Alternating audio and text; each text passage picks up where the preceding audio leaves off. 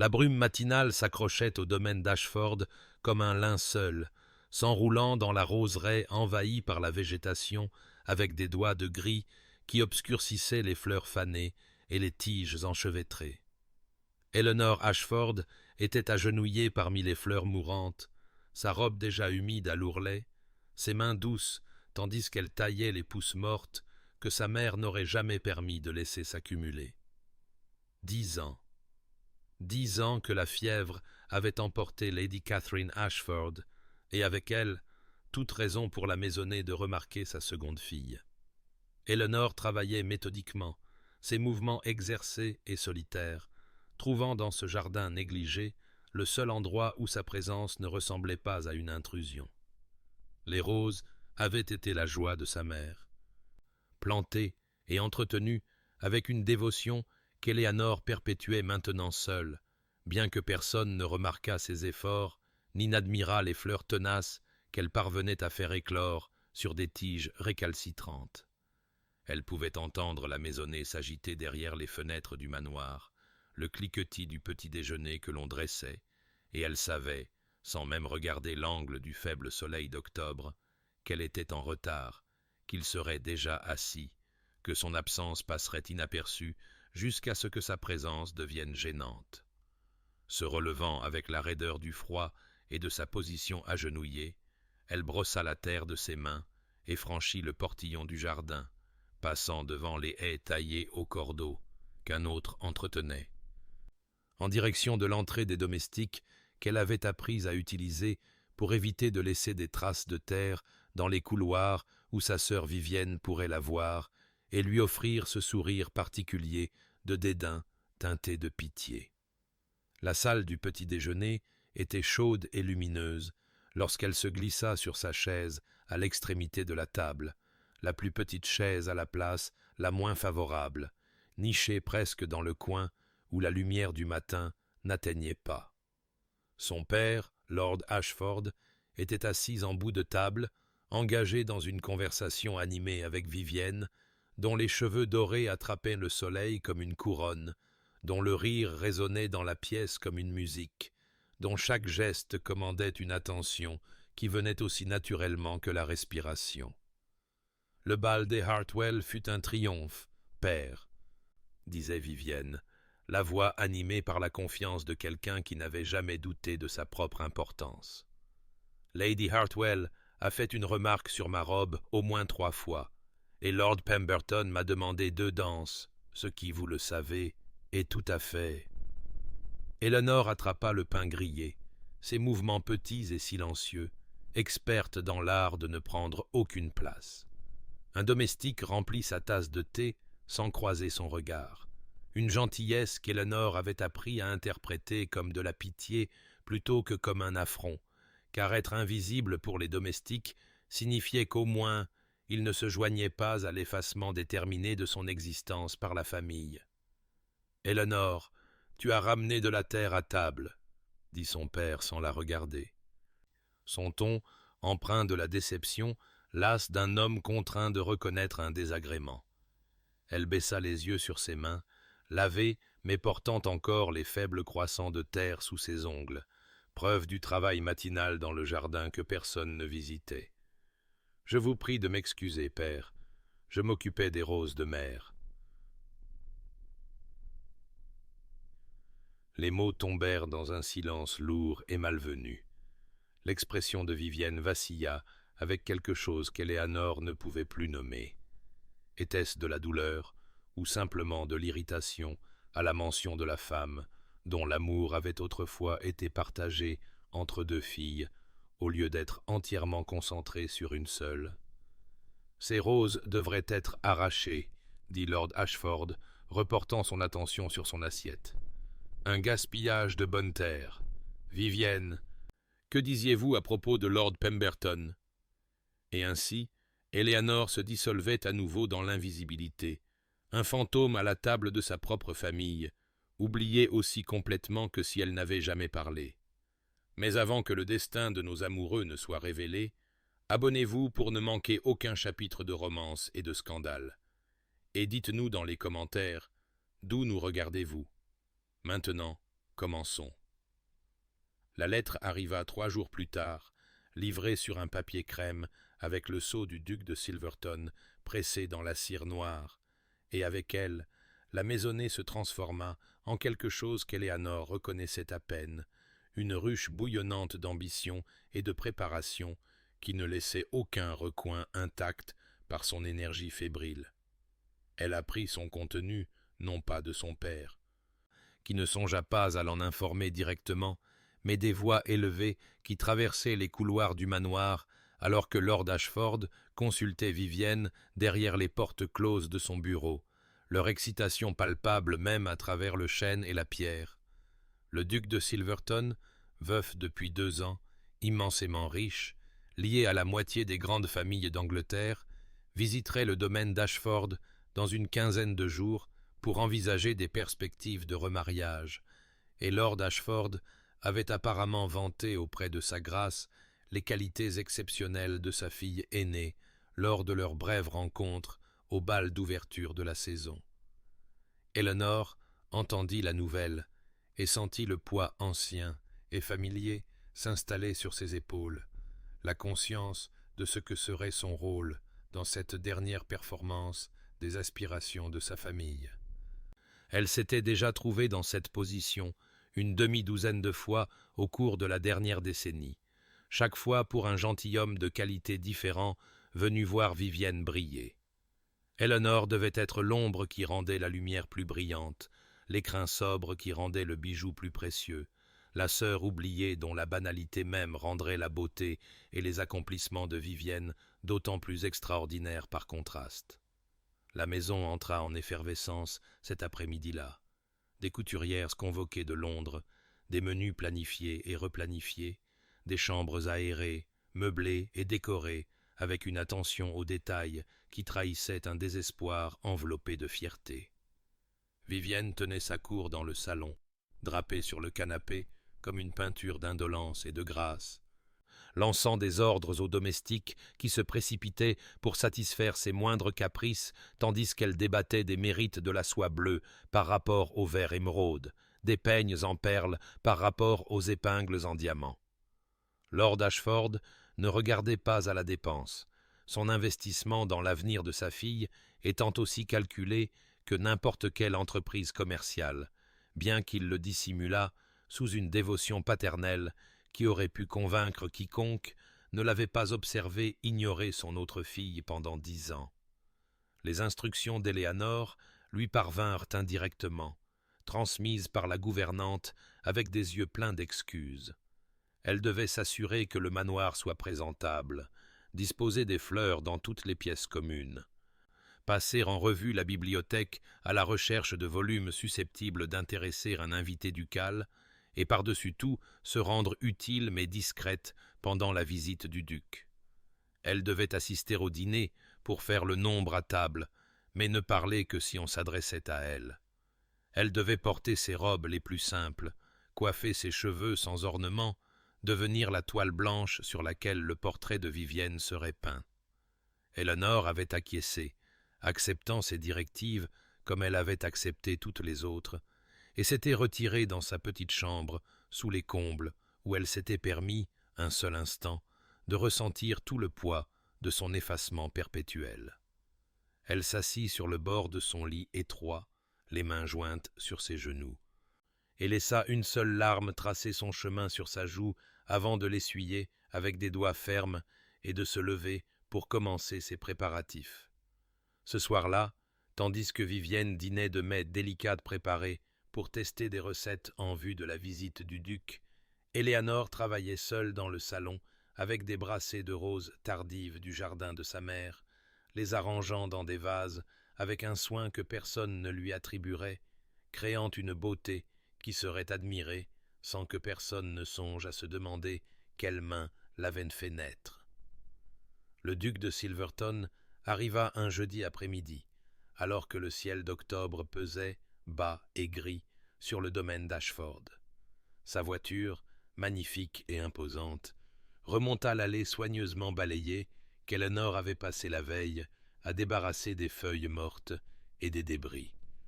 Elle observa son arrivée depuis la fenêtre du salon de musique au 2e étage, sa position assignée bien à l'écart de l'accueil formel qui aurait lieu à l'entrée, où son père et Vivienne se tenaient dans leurs plus beaux atours, les visages arrangés en expressions de bienvenue qui équilibraient dignité et empressement dans une mesure précisément calibrée. De son point de vue éloigné, Éléanore pouvait observer le duc alors qu'il sortait de sa voiture, grand et large d'épaules, se déplaçant avec l'autorité naturelle d'un homme né pour commander le respect, ses cheveux sombres touchés de gris aux tempes, bien qu'il ne pût avoir plus de 35 ans. Il était beau de la manière austère d'une sculpture classique, tout en lignes pures et en port aristocratique, mais même de cette distance, Éléanore pouvait percevoir autre chose dans la tenue de ses épaules, une lourdeur qui parlait de fardeaux portés en silence, une mélancolie qui s'accrochait à lui aussi sûrement que la brume s'accrochait aux roses de sa mère chaque matin. Le duc Adrian Rothwell, elle le savait par les conversations chuchotées des domestiques qui oubliaient sa présence, avait perdu sa femme en couche 2 ans auparavant, le bébé suivant sa mère en quelques heures, et s'était retiré de la société dans un deuil qui n'avait que récemment commencé à s'adoucir suffisamment pour envisager la nécessité d'un remariage et la production d'un héritier. Éléanore ressentit une affinité inattendue avec le chagrin de cet étranger, reconnut dans ses mouvements prudents la même réserve protectrice qu'elle avait cultivée en elle-même. L'armure de sang-froid portée par ceux qui avaient appris que révéler la douleur ne faisait qu'inviter à son exploitation. Le dîner formel de ce soir-là fut un supplice exquis, chaque élément chorégraphié pour mettre en valeur les accomplissements de Vivienne, tout en reléguant Éléanore à son rôle d'ombre vivante à l'extrémité de la table. La salle à manger flamboyait sous la lumière des bougies qui transformaient les cheveux dorés de Vivienne en soleil filé et laissaient les mèches brunes d'Éléanore ternes en comparaison, et la conversation tournait autour de sujets soigneusement choisis pour permettre à Vivienne d'exposer son esprit, ses talents musicaux, sa connaissance de la littérature et des affaires courantes, issues de tout heurt coûteux, plutôt que de la lecture solitaire, qui était la seule éducation d'Éléanore. Le duc Adrian était assis à la droite de son père, répondant au discours animé de Vivienne avec une attention polie qu'Éléanore, observant depuis sa position périphérique, reconnut comme la performance de l'intérêt plutôt que son expression authentique. Elle était devenue experte, après tout, à distinguer le véritable engagement de la simple courtoisie, ayant reçu si peu du premier et tant de la seconde au cours de sa décennie invisible. Elle avait été servie et avait mangé machinalement, sa présence reconnue uniquement par le laquais qui remplissait son verre de vin, lorsque sa serviette glissa de ses genoux et tomba sur le sol à côté de sa chaise, un petit incident qui aurait dû passer inaperçu et certainement échapper à l'attention d'un duc. Mais Adrian l'avait vue tomber. Et avant qu'Éléanore ne puisse la récupérer elle-même ou faire signe à un domestique, il s'était levé de son siège et avait traversé la salle à manger jusqu'à l'endroit où elle était assise, figée de surprise, se penchant pour ramasser le linge tombé et le lui tendant avec une légère inclination qui amena ses yeux au niveau des siens pour la première fois. En cet instant de contact inattendu, Éléanore sentit quelque chose bouger dans l'architecture soignée de ses défenses, car les yeux du duc, gris comme la brume matinale, les nuages d'orage, les mers d'hiver, la regardèrent avec une qualité d'attention dont elle avait presque oublié l'existence, un regard qui allait au-delà de la simple reconnaissance de sa présence physique pour reconnaître quelque chose de plus profond, comme s'il percevait sur son visage une vérité que d'autres s'étaient entraînés à ignorer. Le moment dura peut-être 3 battements de cœur, peut-être une éternité, avant qu'Éléanore ne se reprenne et ne murmure ses remerciements, prenant la serviette avec des doigts tremblants, tandis que la voix de son père coupait à travers la pièce avec une jovialité forcée, rappelant le duc à sa juste place, à la performance de Vivienne, au scénario dont ce bref échange avait été une déviation inattendue. Mais alors qu'Adrian retournait à son siège et que le dîner reprenait son cours prévu, Éléanore resta très immobile et sentit le dangereux frémissement de quelque chose qu'elle s'était promis de ne plus jamais ressentir, le terrible et fragile commencement de l'espoir. Éléanore se réveilla le lendemain matin du dîner, le cœur encore troublé par le bref instant de reconnaissance qui était passé entre elle et le duc, un instant qu'elle avait passé la moitié de la nuit à se convaincre d'avoir imaginé ou mal interprété, car assurément un homme de sa position n'avait fait qu'exercer la courtoisie attendue de son rang, rien de plus, et assurément elle était sotte de voir un sens dans le simple geste de ramasser une serviette tombée. Elle revêtit sa robe de matin la plus simple, une mousseline grise délavée qui avait connu 3 saisons d'usure, et descendit en s'attendant à ce que la journée se déroule comme toutes les journées de ce genre pendant ses visites matrimoniales. Vivienne tenant sa cour dans le salon, leur père orchestrant des occasions pour le prétendant potentiel d'admirer les accomplissements de sa fille aînée.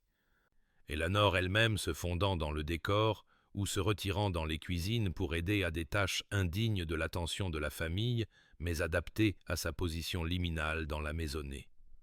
Mais lorsqu'elle entra dans la salle du petit-déjeuner, elle trouva son père et Vivienne déjà présents, arborant des expressions de surprise à peine dissimulées, et son père annonça sans préambule que le duc avait demandé une visite des jardins et avait spécifiquement requis qu'Éléanore lui serve de guide,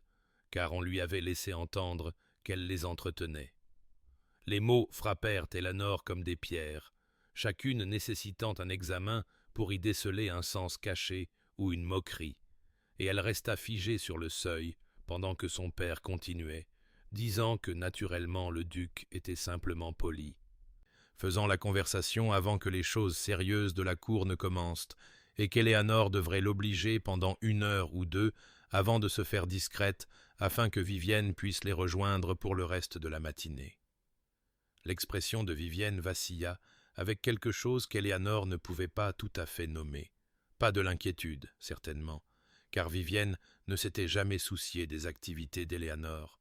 mais peut-être une légère perplexité que le duc demande la compagnie de la sœur oubliée, alors que la sœur radieuse était si facilement disponible. Éléanore acquiesça de la tête, sa voix s'étant apparemment retirée en même temps que son courage, et 20 minutes plus tard, elle se retrouva à marcher aux côtés du duc Adrian Rothwell, le long des allées de gravier du jardin de sa mère, la brume matinale s'accrochant encore aux roses comme une bénédiction, l'air frais et sentant la terre et la promesse verte des choses qui poussent.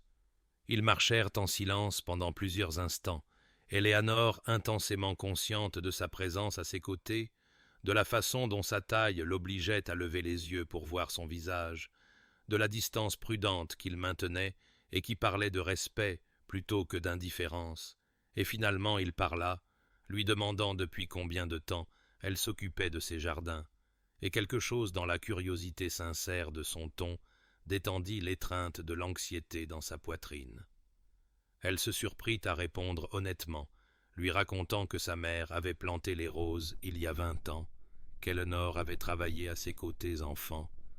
apprenant les noms de chaque variété et les besoins particuliers de leur culture, et qu'après la mort de sa mère, elle avait pris en charge l'entretien du jardin comme une sorte de confiance sacrée, le seul héritage qui lui appartenait en propre. Tandis qu'elle parlait, les mots venaient plus facilement, sa prudence habituelle s'effaçant alors qu'elle lui montrait les fleurs préférées de sa mère, les roses d'un cramoisi profond qui symbolisaient l'amour durable, les blanches que sa mère appelait la paix, la variété rose pâle nommée d'après l'aube et les nouveaux commencements, et elle réalisa, avec un sursaut, qu'elle parlait avec passion, avec l'animation qu'elle réprimait habituellement,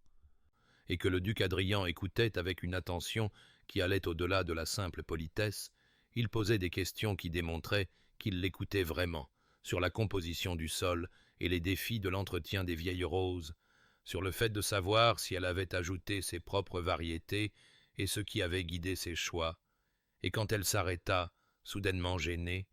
Il lui sourit avec une telle chaleur qu'elle sentit quelque chose de dangereux fleurir dans sa poitrine, l'espoir traître que peut-être, incroyablement, elle n'avait pas imaginé ce moment de connexion après tout,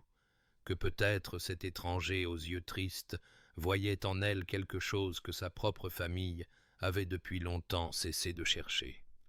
Alors qu'octobre s'approfondissait en or et en cramoisi,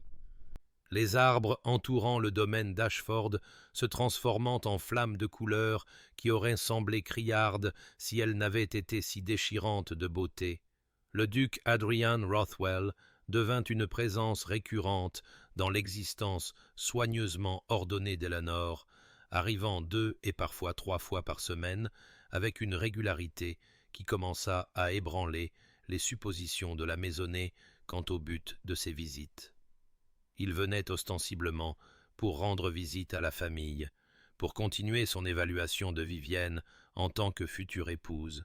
mais chaque visite le trouvait inévitablement en quête de la compagnie d'Éléanore, sollicitant sa guidance à travers les jardins, même si les fleurs commençaient leur repli vers la dormance hivernale, demandant son opinion sur des livres qu'il avait apportés de sa propre bibliothèque, l'engageant dans des conversations qui s'étendaient de la littérature à la philosophie,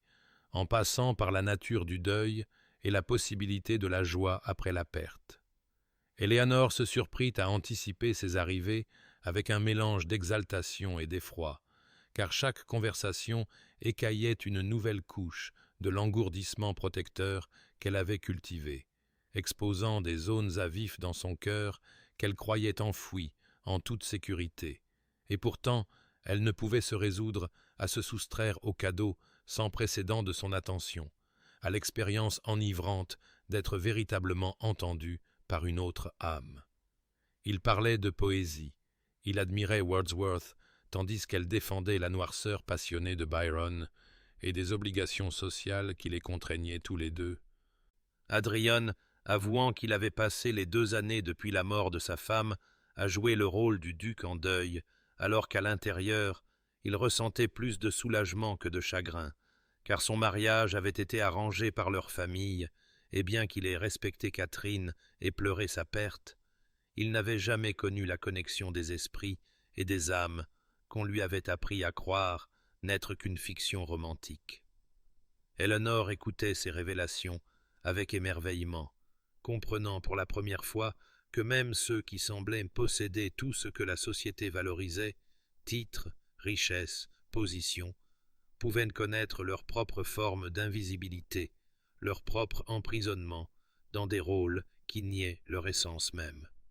Ce fut lors de sa 5e visite, un après-midi où des nuages gris promettaient la pluie et où le vent dispersait les dernières feuilles cramoisies sur les sentiers du jardin, qu'Adrian découvrit le carnet en cuir qu'Éléanore avait laissé sur le banc de pierre pendant qu'elle taillait les dernières roses de la saison, et avant qu'elle ne puisse l'en empêcher, il l'avait ouvert et avait commencé à lire les vers qu'elle y avait écrits, une poésie qu'elle n'avait jamais montrée à aucune âme vivante, des mots qui mettaient à nu sa solitude et son désir, ses observations de la beauté dans les petites choses, sa conviction que même les jardins oubliés pouvaient refleurir s'ils étaient entretenus avec assez d'amour. Elle resta figée de mortification, certaine qu'il se moquerait ou plaindrait ses efforts d'amateur, mais lorsqu'il leva les yeux, son regard portait une expression d'un respect si profond qu'elle sentit les larmes la menacer, et il lui demanda la permission d'en lire davantage, disant que ces mots capturaient des vérités qu'il avait ressenties, mais n'avait jamais possédé le talent d'exprimer,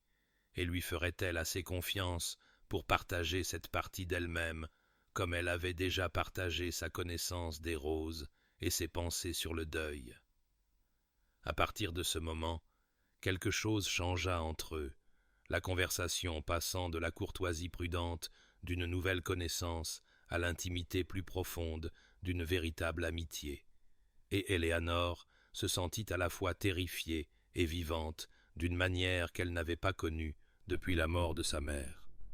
Consciente qu'elle s'ouvrait à une douleur inévitable lorsque cet interlude prendrait fin et que le duc ferait son choix attendu de Vivienne, mais incapable de résister au profond besoin humain d'être vu, d'être connu, de compter pour une autre personne, ne serait-ce que temporairement. À l'intérieur de la maison, la famille avait commencé à remarquer le schéma de l'attention d'Adrian avec une confusion et une inquiétude croissantes. Son père le rejetait comme la manière excentrique d'un noble d'être méticuleux, examinant peut-être comment la fille cadette se comportait pour prédire le véritable caractère de l'aîné, tandis que l'expression de Vivienne, pendant les visites du duc, avait commencé à montrer les premières lueurs de quelque chose qu'Eléanor reconnut avec surprise comme de la jalousie. Une crispation autour de la bouche parfaite de sa sœur lorsqu'Adrian s'excusait de la performance de Vivienne au pianoforte pour demander l'opinion d'Éléanor sur un passage du livre qu'il portait, bien que sûrement, se disait Éléanor dans l'obscurité de sa chambre chaque nuit. Sûrement Vivienne n'avait aucune raison d'être jalouse, car le moment venu, Adrian ferait le choix sensé, le choix attendu, et Éléanor retournerait à ses ombres, portant le cadeau doux amer d'avoir été, pendant un bref automne, inoublié. Ce fut par un après-midi gris de fin octobre, alors que le jardin avait cédé la plupart de ses couleurs à l'hiver qui avançait, et que les roses se tenaient dans leur dernière floraison avant la dormance, qu'Eléanor et Adrian s'assirent ensemble sur le banc de pierre sous la tonnelle de sa mère et se dirent des vérités qu'ils n'avaient peut-être jamais exprimées à une autre âme vivante. La conversation commença par la littérature et la philosophie, comme leurs entretiens le faisaient souvent, mais s'approfondit sur un terrain bien plus dangereux, bien plus intime, jusqu'à ce qu'Éléanor se surprenne à retenir son souffle entre ses paroles, comme si chaque révélation était un cadeau qu'elle craignait de déranger par un mouvement brusque. Adrian parla de son mariage avec Catherine, de la façon dont leur famille avait arrangé l'union alors qu'il avait 23 ans et elle à peine 19,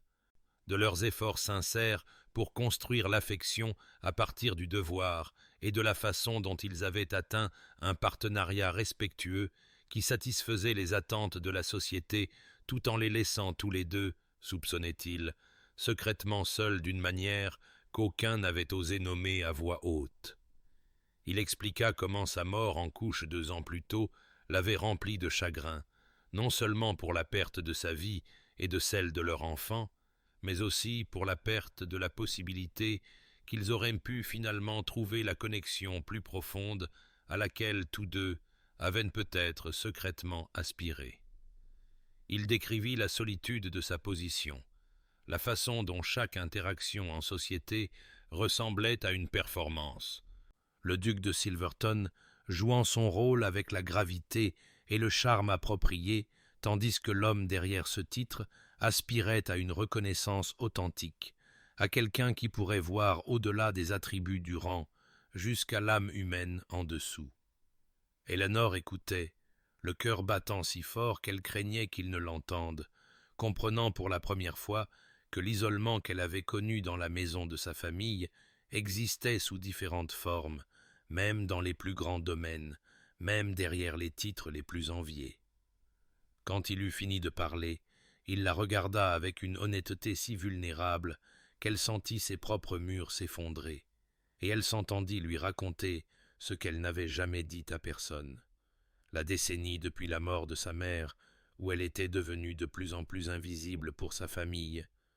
Comment elle avait appris à se déplacer dans la maison comme un fantôme, accomplissant ses petits services et se retirant dans ses lieux sûrs, comment elle s'était convaincue que cette demi-vie suffisait parce que l'alternative, s'autoriser à vouloir plus, à croire qu'elle méritait plus,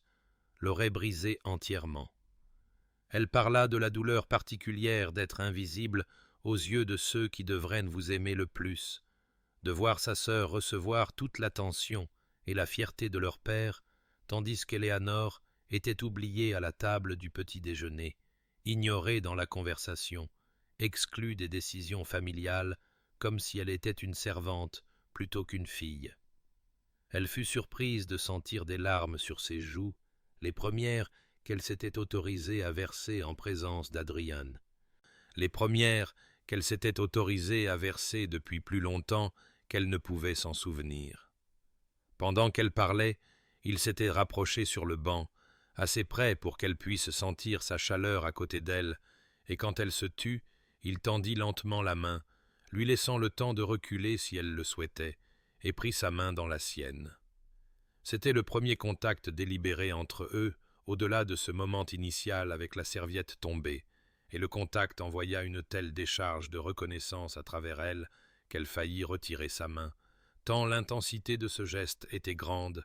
tant la promesse dangereuse de connexion qu'il représentait était puissante. Il tint sa main doucement, son poussé traçant de petits cercles sur sa paume, comme pour apaiser une créature effrayée. Et il dit d'une voix rauque d'émotion, « Vous voyez le monde avec des couleurs que les autres manquent, Éléanore. Vous trouvez la beauté dans ce que les autres ignorent, et c'est peut-être parce que vous avez vous-même été ignoré. Mais je veux que vous sachiez que je vous vois. Je vous ai vu dès ce premier soir, et chaque conversation que nous avons partagée n'a fait que vous rendre plus vivante à mes yeux, plus essentielle, plus impossible à imaginer ma vie sans vous. » Éléanore sentit l'espoir et la terreur se livrer bataille dans sa poitrine. L'espoir que cette chose impossible puisse être réelle, la terreur de mal comprendre, que cela prendrait fin, que se permettre d'y croire, la détruirait plus complètement qu'une décennie d'invisibilité ne l'avait jamais fait. Et pourtant, elle ne pouvait se résoudre à retirer sa main de la sienne, ne pouvait se résoudre à se dérober à ce moment qui ressemblait à se tenir au bord d'un précipice, terrifiée et exaltée, vivante d'une manière qu'elle avait oublié être possible. Éléanore aurait dû savoir que l'espoir était un luxe, que les oubliés ne pouvaient s'offrir, car le soir même de cette conversation transformatrice dans le jardin, son père la convoqua dans son bureau, avec une froideur dans la voix qui la transporta instantanément en enfance, à toutes les fois où elle lui avait déplu simplement en existant d'une manière qui ne servait pas ses desseins. Elle se tenait devant son bureau comme une prisonnière attendant sa sentence, tandis qu'il l'informait, d'un ton sec et furieux, qu'elle embarrassait la famille, que sa monopolisation inappropriée de l'attention du duc mettait en péril les perspectives de Vivienne, qu'elle s'était laissée aller à des illusions bien au-dessus de sa condition, et qu'il ne permettrait pas que son comportement égoïste ruine la chance de sa sœur de faire le mariage auquel ils avaient tous œuvré.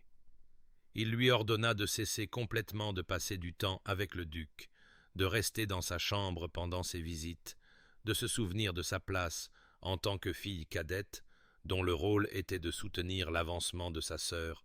non de s'accrocher pathétiquement à des attentions clairement destinées à n'être que pure politesse de la part d'un homme trop bien élevé pour montrer son ennui en sa compagnie. Chaque mot atterrit comme une pierre sur le fragile espoir qu'Éléanore avait laissé prendre racine dans sa poitrine, l'écrasant sous le poids des vieilles certitudes, des vieilles blessures qu'elle avait été assez sotte pour imaginer pouvoir guérir. Lorsqu'elle retourna dans sa chambre, les mains tremblantes et la vision brouillée par des larmes qu'elle refusa de laisser couler avant d'être en sécurité derrière sa porte fermée, elle y trouva Vivienne qui l'attendait. Le beau visage de sa sœur portait une expression d'une cruauté si calculée qu'Éléanore sentit le sol vaciller sous ses pieds, tandis que Vivienne parlait avec un venin mielleux, demandant si Éléanore avait vraiment été assez stupide pour croire que quelqu'un comme le duc de Silverton, un homme qui pouvait avoir n'importe quelle femme en Angleterre, voudrait sincèrement de quelqu'un comme elle, quelconque, pauvre et pathétique. Imaginait-elle vraiment que ces attentions polies signifiaient autre chose que la manière d'un homme sophistiqué de passer le temps à la campagne? Peut-être qu'Éléanore était seule depuis si longtemps qu'elle avait oublié comment lire les situations sociales, confondant la courtoisie avec un intérêt sincère, mais Vivienne lui disait cela pour son propre bien, pour lui épargner la plus grande humiliation qui viendrait quand Adrian ferait inévitablement son véritable choix, et que les espoirs ridicules d'Éléanore seraient exposés pour les fantasmes désespérés qu'ils avaient toujours été. Les mots trouvèrent chaque endroit vulnérable dans le cœur d'Eléanor, chaque doute qu'elle avait nourri sous son espoir grandissant, chaque parcelle d'elle-même qui croyait encore mériter l'invisibilité qu'elle avait endurée. Elle se sentit se replier dans l'engourdissement qui l'avait protégée pendant 10 ans, sentit les murs se reconstruire autour de son cœur brique par brique, se sentit redevenir le fantôme qui se déplaçait dans la maison, invisible et intouchable, ni par l'amour ni par la douleur, car c'était sûrement à cela qu'elle avait été destinée depuis le début, et les dernières semaines n'avaient été qu'une belle illusion, un bref rêve avant de se réveiller à la réalité immuable de sa place dans le monde. Quand Adrian arriva pour sa visite suivante 2 jours plus tard, Éléanor resta dans sa chambre comme on le lui avait ordonné, assise près de sa fenêtre avec un livre qu'elle ne pouvait pas lire, entendant les bruits de la maisonnée en bas, l'imaginant dans le salon avec Vivienne, se disant que c'était juste, que c'était convenable, que c'était ainsi que cela devait se passer et avait toujours été destiné à se passer.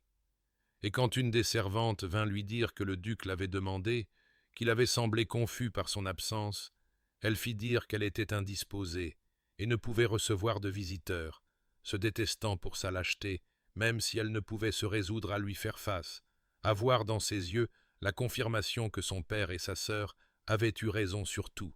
qu'elle avait pris la gentillesse pour quelque chose de plus profond et s'était rendue ridicule dans le processus. Alors, elle se retira dans l'obscurité sûre de l'oubli, où l'espoir ne pouvait l'atteindre, et donc ne pouvait la détruire, ignorant que dans les pièces en bas, Adrian recevait son message avec une alarme croissante, avec des questions que sa famille détournait par des mensonges habiles, avec une compréhension naissante que quelque chose n'allait pas du tout, et une détermination qu'il n'accepterait pas son absence sans en connaître la véritable cause. Car il n'avait pas passé des semaines à apprendre à voir Eleanor Ashford pour la regarder disparaître à nouveau dans les ombres où sa famille avait essayé de la confiner, et le duc de Silverton, lorsqu'il était engagé dans une voie, n'était pas un homme facile à dissuader. 3 jours passèrent comme des années, chaque heure s'étirant en une éternité de silence qui pesait sur la poitrine d'Eleanor jusqu'à ce qu'elle puisse à peine respirer. Pendant ce temps, dans les pièces en bas et dans le monde au-delà de son exil auto-imposé, Adrian Rothwell se trouvait confronté à une situation qui transforma son inquiétude en quelque chose de plus dur et de plus dangereux.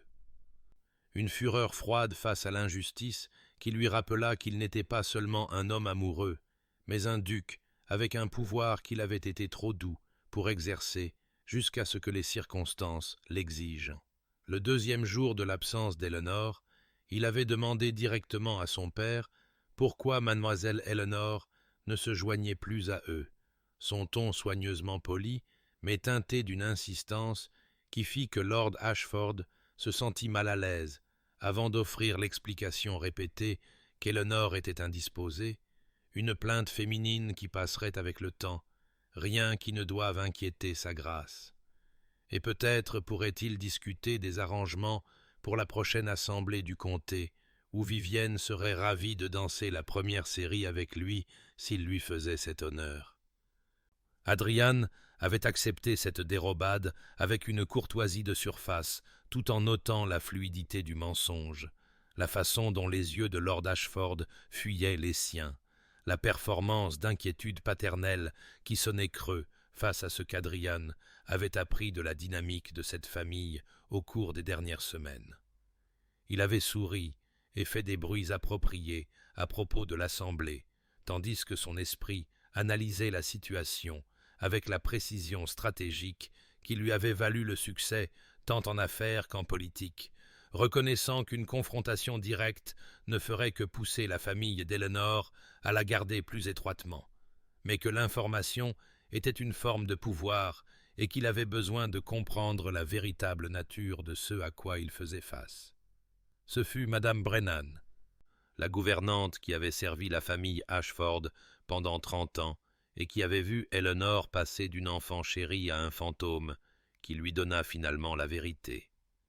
Elle l'approcha dans le jardin l'après-midi du 3e jour, avec le genre de courage qui vient d'avoir enduré trop de silence et de se trouver incapable de le supporter plus longtemps.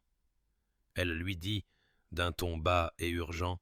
que mademoiselle Éléanore n'était pas malade mais confinée dans ses appartements sur ordre de son père, qu'il lui avait été interdit de revoir le duc, que la maisonnée chuchotait à propos de la confrontation dans le bureau de Lord Ashford et de la visite subséquente de mademoiselle Vivienne dans la chambre de sa sœur, et qu'Éléanore n'en était pas sortie depuis, sauf pour prendre ses repas seule, le visage pâle et les yeux empreints de la distance vide de quelqu'un qui s'était replié dans l'engourdissement protecteur qui l'avait soutenu à travers des années d'effacement systématique. Adrian écouta le témoignage de madame Brennan avec une immobilité qui dissimulait la rage qui montait dans sa poitrine, une fureur non pas chaude, mais glaciale, le genre de colère qui clarifie plutôt qu'elle n'obscurcit. Il la remercia avec une chaleur sincère et la promesse que sa loyauté envers Éléanore ne serait pas oubliée avant de retourner dans ses chambres à l'auberge où il avait pris ses quartiers, déclinant une autre soirée à la maison Ashford avec des excuses concernant une correspondance qui requérait son attention. Et là, dans l'espace privé de ses appartements temporaires, il se permit de sentir tout le poids de ce qu'il comprenait maintenant, que la femme qu'il en était venu à aimer était traitée comme une prisonnière dans sa propre maison pour le crime d'avoir été vue par quelqu'un qui la valorisait, et que la famille qui aurait dû la protéger était au contraire devenue ses geôliers. Et cela, il ne le permettrait pas de continuer. Adrian arriva à la maison Ashford le lendemain matin, non pas comme un suppliant cherchant une faveur, mais comme un duc revendiquant son droit d'accès. Lorsque le majordome tenta de le repousser avec des excuses balbutiées sur le fait que la famille ne recevait pas de visiteurs, Adrian le fixa simplement d'un regard qui avait fait reconsidérer leur position à des membres du Parlement, et déclara d'un ton qui ne permettait aucune contestation qu'il attendrait dans la bibliothèque jusqu'à ce que mademoiselle Éléanore puisse être informée de sa présence. Il passa devant le serviteur décontenancé avant que des objections ne puissent être formulées. Sa connaissance intime de la disposition de la maison, acquise lors de visites précédentes, le guidant vers la seule pièce où il soupçonnait de pouvoir trouver Éléanore si elle s'était aventurée hors de ses appartements. En effet, elle avait mentionné un jour que la bibliothèque avait été la pièce préférée de sa mère, et il avait observé comment ses doigts traînaient le long des dos des livres avec la tendresse de quelqu'un touchant des reliques sacrées. Il la trouva là comme il l'avait espéré, assise dans l'alcôve de la fenêtre, la lumière d'automne tombant sur son visage et un volume de poésie ouvert sur ses genoux, bien que ses yeux fussent fixés sur les jardins au-delà de la vitre, avec une expression d'un vide si profond que cela le frappa comme un coup physique. Lorsqu'elle sentit sa présence et se tourna, l'éclair de joie qui illumina ses traits avant d'être impitoyablement réprimé lui dit tout ce qu'il avait besoin de savoir sur ce que ces 3 jours de séparation lui avaient coûté, comment elle avait mené une guerre contre son propre espoir. Il sentit son contrôle soigneusement maintenu lui échapper alors qu'il traversait la pièce vers elle avec une détermination urgente. Éléanore se leva de son siège avec une méfiance qui lui brisa le cœur, levant une main comme pour maintenir une distance entre eux. Sa voix, quand elle parla, avait la qualité creuse de quelqu'un récitant une leçon apprise dans la douleur, lui disant qu'il ne devrait pas être ici, que son père l'avait interdit, qu'elle s'excusait pour tout malentendu que son comportement aurait pu causer, mais qu'elle reconnaissait maintenant qu'elle avait mal interprété sa gentillesse et qu'elle ne présumerait plus de son temps ni de sa patience. À chaque mot, la fureur d'Adrian contre sa famille s'intensifiait, même s'il souffrait pour les blessures qu'ils avaient rouvertes en elle, pour la décennie de conditionnement qui la faisait se replier dans l'invisibilité dès que quelqu'un essayait de l'effacer à nouveau. Il s'approcha, malgré ses protestations, ne s'arrêtant que lorsqu'il se tint juste devant elle, assez près pour voir les larmes qu'elle combattait, le tremblement de ses mains, l'espoir désespéré qu'elle essayait de tuer avant qu'il ne puisse la détruire. Il parla alors avec une intensité qui la fit enfin croiser son regard, lui disant qu'il savait ce que sa famille avait fait, ce qu'il lui avait dit, et qu'il ne lui permettrait pas de disparaître à nouveau dans les ombres où ils avaient tenté de la confiner. Qu'elle n'était pas un malentendu, ni une erreur, ni un espoir insensé, mais la chose la plus réelle qu'il ait rencontrée en des années passées, a joué le rôle que la société attendait de lui. Eleanor secoua la tête, les larmes coulant maintenant, alors qu'elle chuchotait qu'il ne comprenait pas, qu'elle n'était pas ce qu'il pensait, qu'elle était l'oubliée pour une raison, que 10 ans d'invisibilité lui avaient appris la vérité de sa propre valeur négligeable.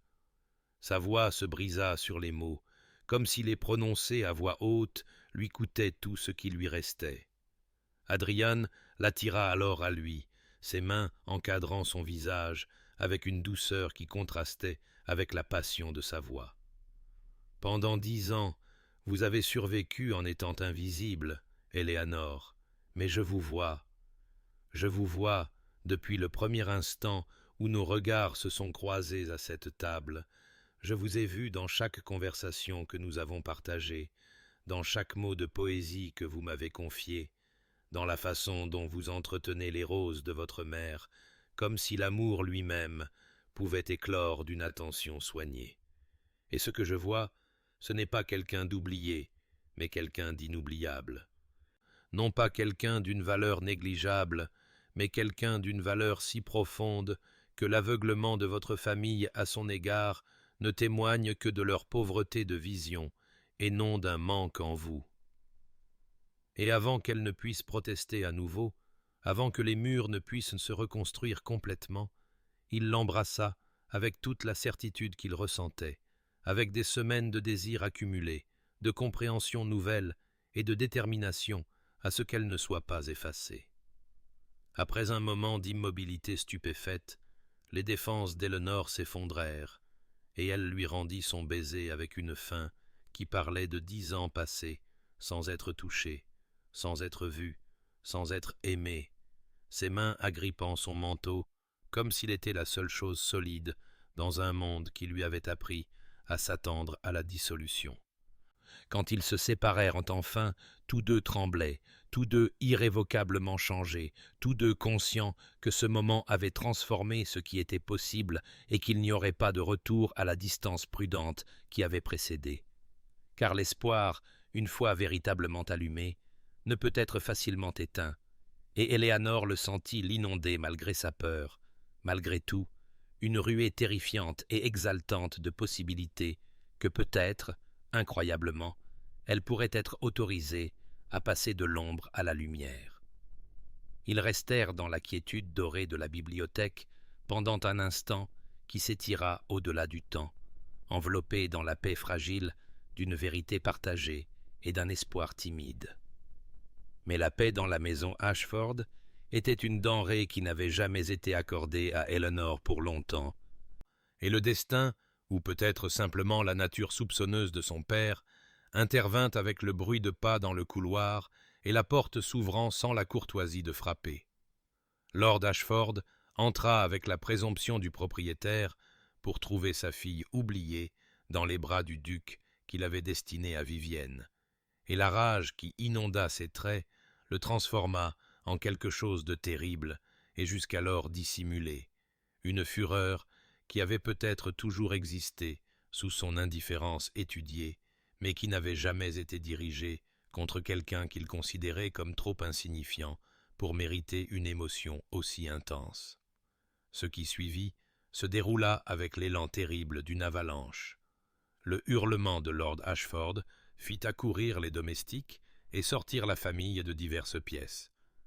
Vivienne apparaissant sur le seuil avec un timing calculé qui suggérait qu'elle avait attendu précisément cette confrontation. En quelques instants, Eleanor se retrouva au centre d'une scène qu'elle avait passé 10 ans à éviter, une visibilité de la sorte la plus brûlante et la plus humiliante, tandis que les accusations de son père remplissaient la bibliothèque d'un venin qui fit même tressaillir les domestiques.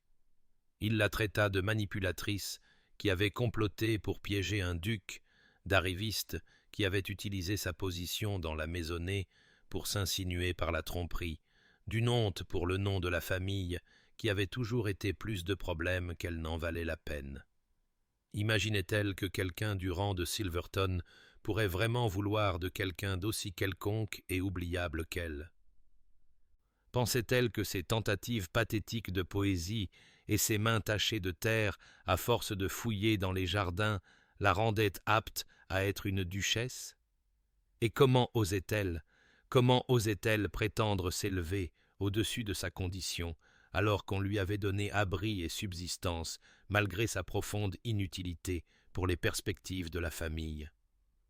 Eleanor resta figée face à cette attaque, des décennies de conditionnement la poussant à vouloir se recroqueviller, disparaître et s'excuser pour l'espace qu'elle occupait. Mais elle sentit la présence d'Adrian à ses côtés comme une ancre,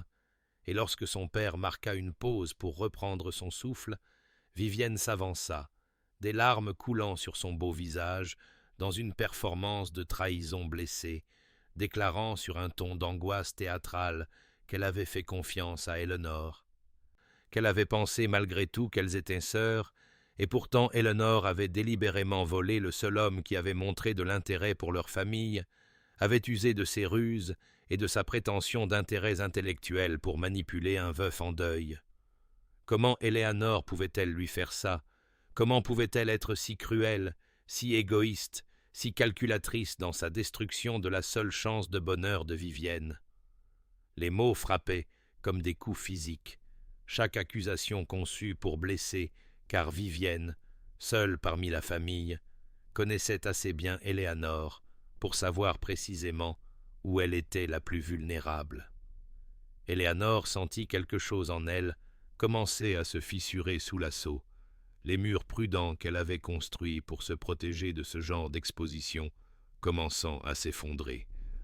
Mais avant qu'elle ne puisse se replier dans l'engourdissement qui l'avait soutenue à travers des années de petite cruauté, Adrian bougea, s'avançant avec une immobilité qui était d'une certaine manière plus imposante que n'importe quel cri. Et quand il parla, sa voix portait le genre d'autorité aristocratique froide qui rappela à tous les présents exactement qui il était et quel pouvoir il exerçait dans le monde au-delà de cette maisonnée provinciale.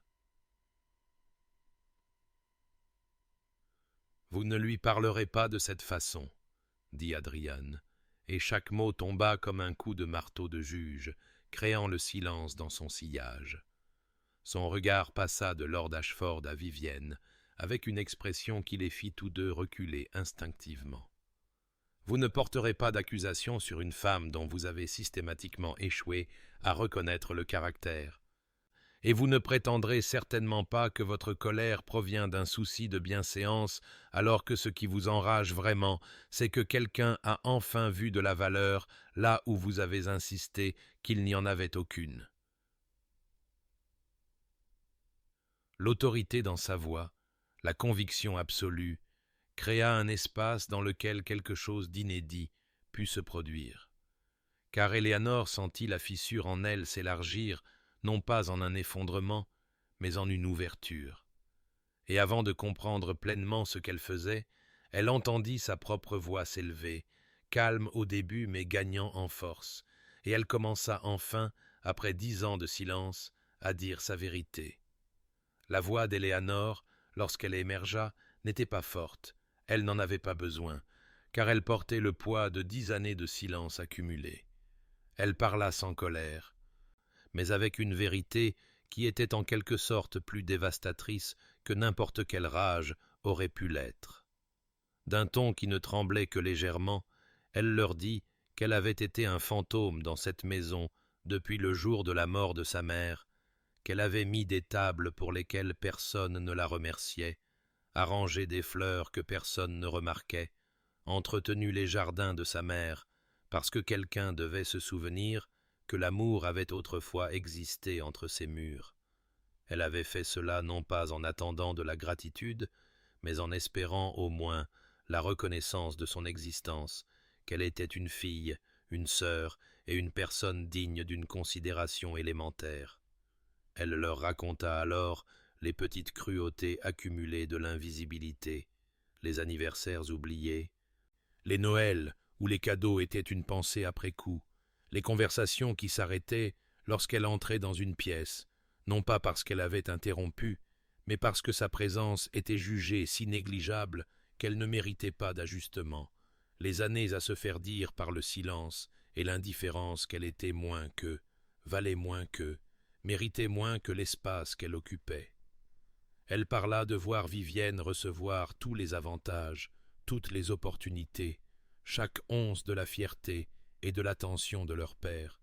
et elle dit clairement qu'elle n'en voulait pas à sa sœur pour ces choses, que Vivienne méritait l'amour et la reconnaissance,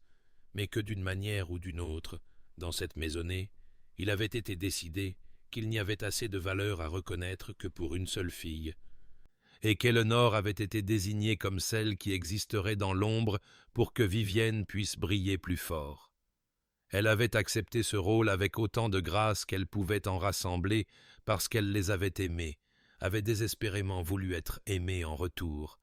mais elle comprenait maintenant qu'elle avait attendu quelque chose qui ne serait jamais donné librement, qu'elle leur avait appris, par son acceptation des mauvais traitements, qu'elle était d'accord avec leur évaluation de sa valeur. Et elle ne ferait plus cela, ne pouvait plus faire cela, pas après qu'Adrian lui ait montré ce que c'était que d'être vraiment vue, et qu'elle se soit souvenue que sa mère l'avait un jour regardée avec fierté, l'avait qualifiée de remarquable, et lui avait dit que la force tranquille était sa propre forme de courage. Les mots d'Éléonore tombèrent dans un silence qui était passé de l'hostilité à la stupeur, car aucun d'entre eux ne l'avait jamais entendu prononcer plus de quelques phrases à la suite, et certainement jamais entendu revendiquer l'espace, la voix et la vérité avec une clarté aussi dévastatrice. Elle regarda son père maintenant, avec des yeux qui ne cherchaient plus son approbation, et lui dit qu'elle allait quitter cette maison, qu'elle était reconnaissante pour l'abri qui lui avait été donné, mais qu'elle ne pouvait pas rester dans un endroit où son existence était traitée comme un inconvénient. Cette décision était la sienne seule, prise non pas à cause de l'attention d'Adrian, mais parce qu'elle avait enfin reconnu qu'elle méritait plus que les miettes de considération dont elle avait survécu. Que Adrian souhaite poursuivre leur relation ou non, elle ne retournerait pas à l'invisibilité, n'enseignerait pas à une autre génération que certaines personnes sont nées pour être oubliées, tandis que d'autres sont nées pour être célébrées. Et elle dit à son père, avec une finalité qui n'admettait aucune contestation, « J'ai été un fantôme dans cette maison depuis la mort de mère, existant dans les espaces entre votre attention portée à des questions plus importantes, mais je ne serai plus un fantôme.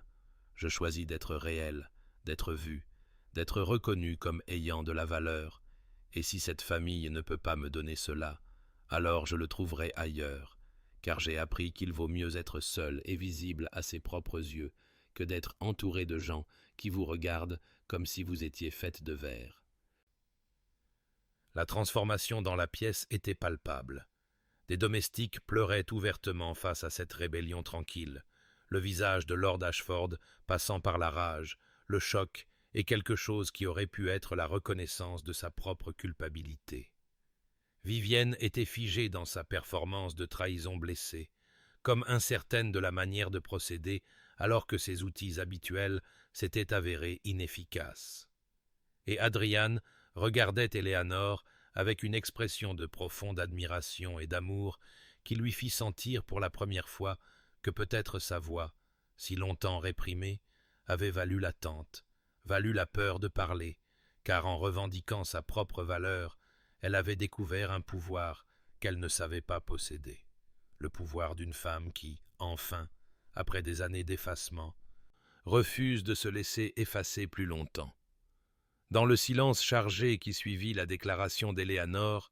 Adrian s'avança avec la grâce délibérée d'un homme qui avait pris sa décision bien avant ce moment et qui ne faisait maintenant que revendiquer ce qui avait toujours été inévitable. Il s'adressa non pas à Éléonore d'abord, mais à sa famille, sa voix portant cette même autorité aristocratique, mais maintenant tempérée par quelque chose de plus chaleureux,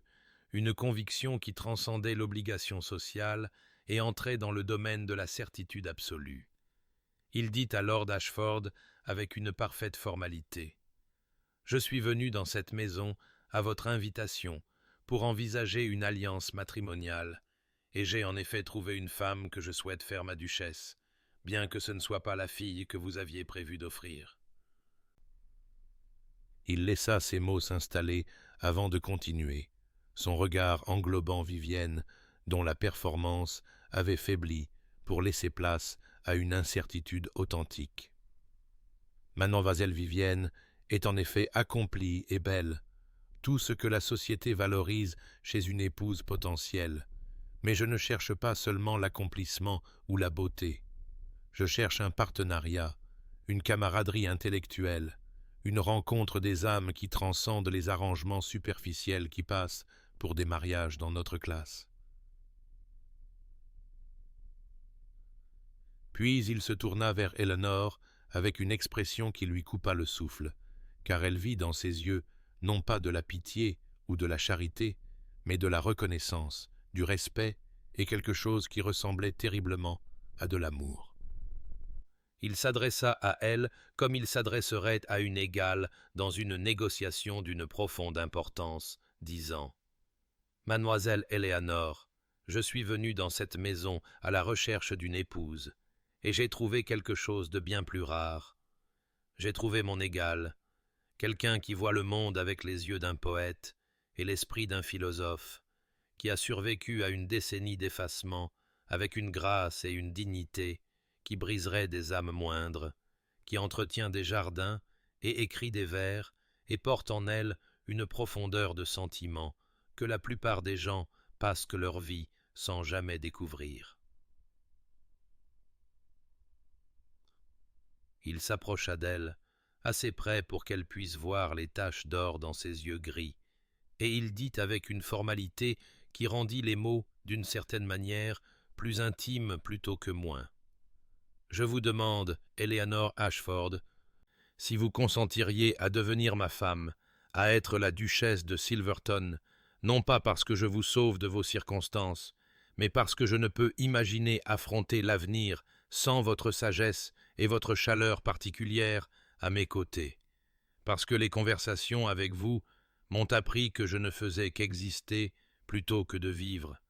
parce que quand je vous regarde, je ne vois pas la fille oubliée, mais la femme inoubliable,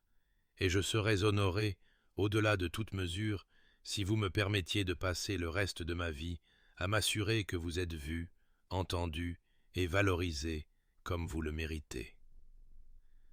Éléonore sentit le monde se rétrécir à ce moment, à cette offre impossible, et la peur monta dans sa gorge comme de la bile, car sûrement cela ne pouvait pas être réel, sûrement il ne comprenait pas ce qu'il proposait.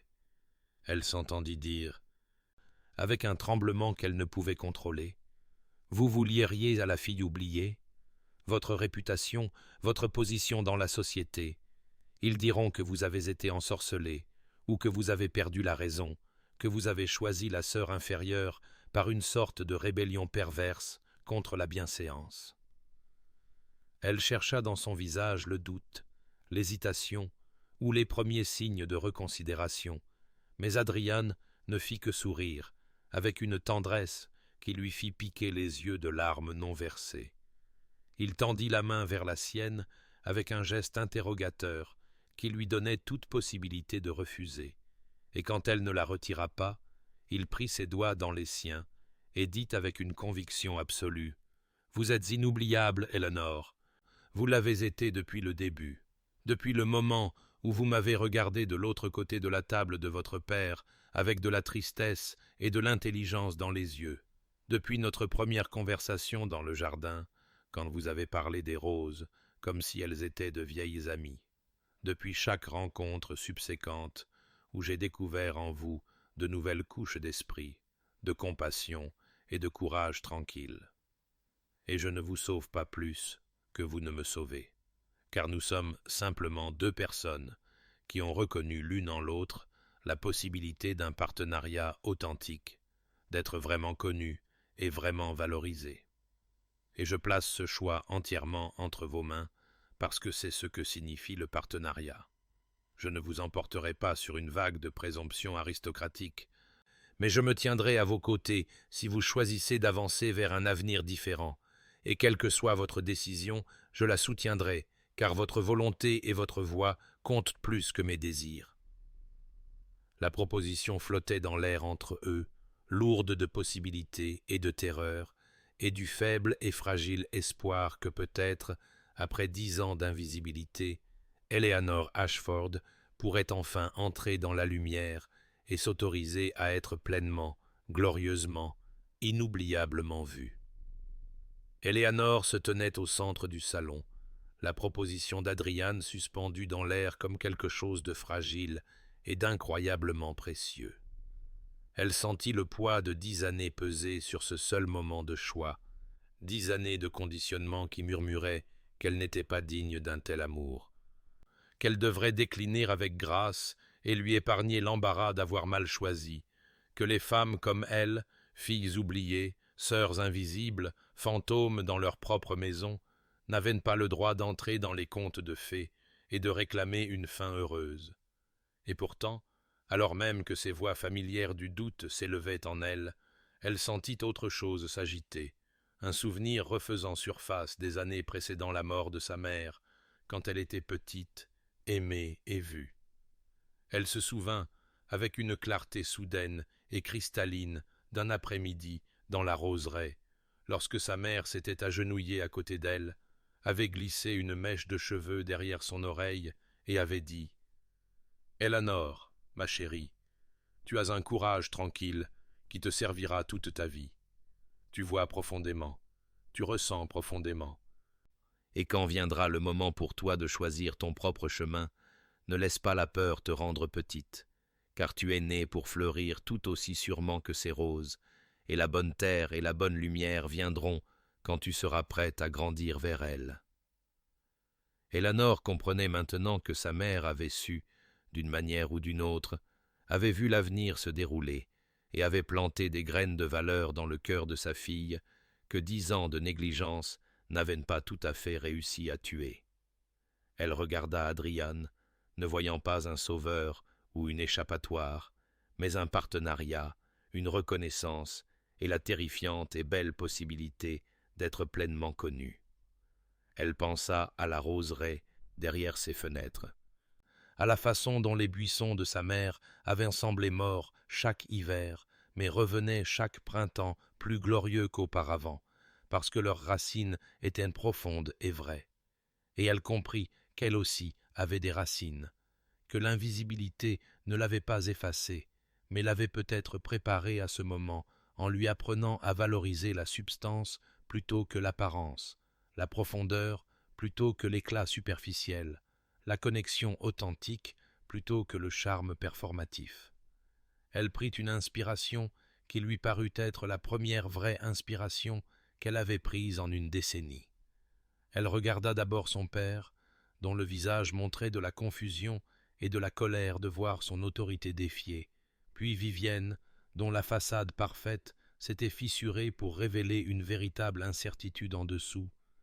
puis les domestiques qui regardaient avec des larmes coulant sur leurs visages, comme s'ils assistaient à quelque chose qu'ils avaient longtemps espéré, mais ne s'attendaient jamais à voir, et enfin, elle regarda Adrian, dont les yeux gris restaient fixés sur les siens, avec patience, amour et une foi absolue en ce qu'elle choisirait. Elle sentit quelque chose bouger dans sa poitrine, une bande de fer qui avait comprimé son cœur pendant 10 ans, se desserrant enfin, et elle entendit sa propre voix émerger, claire et forte,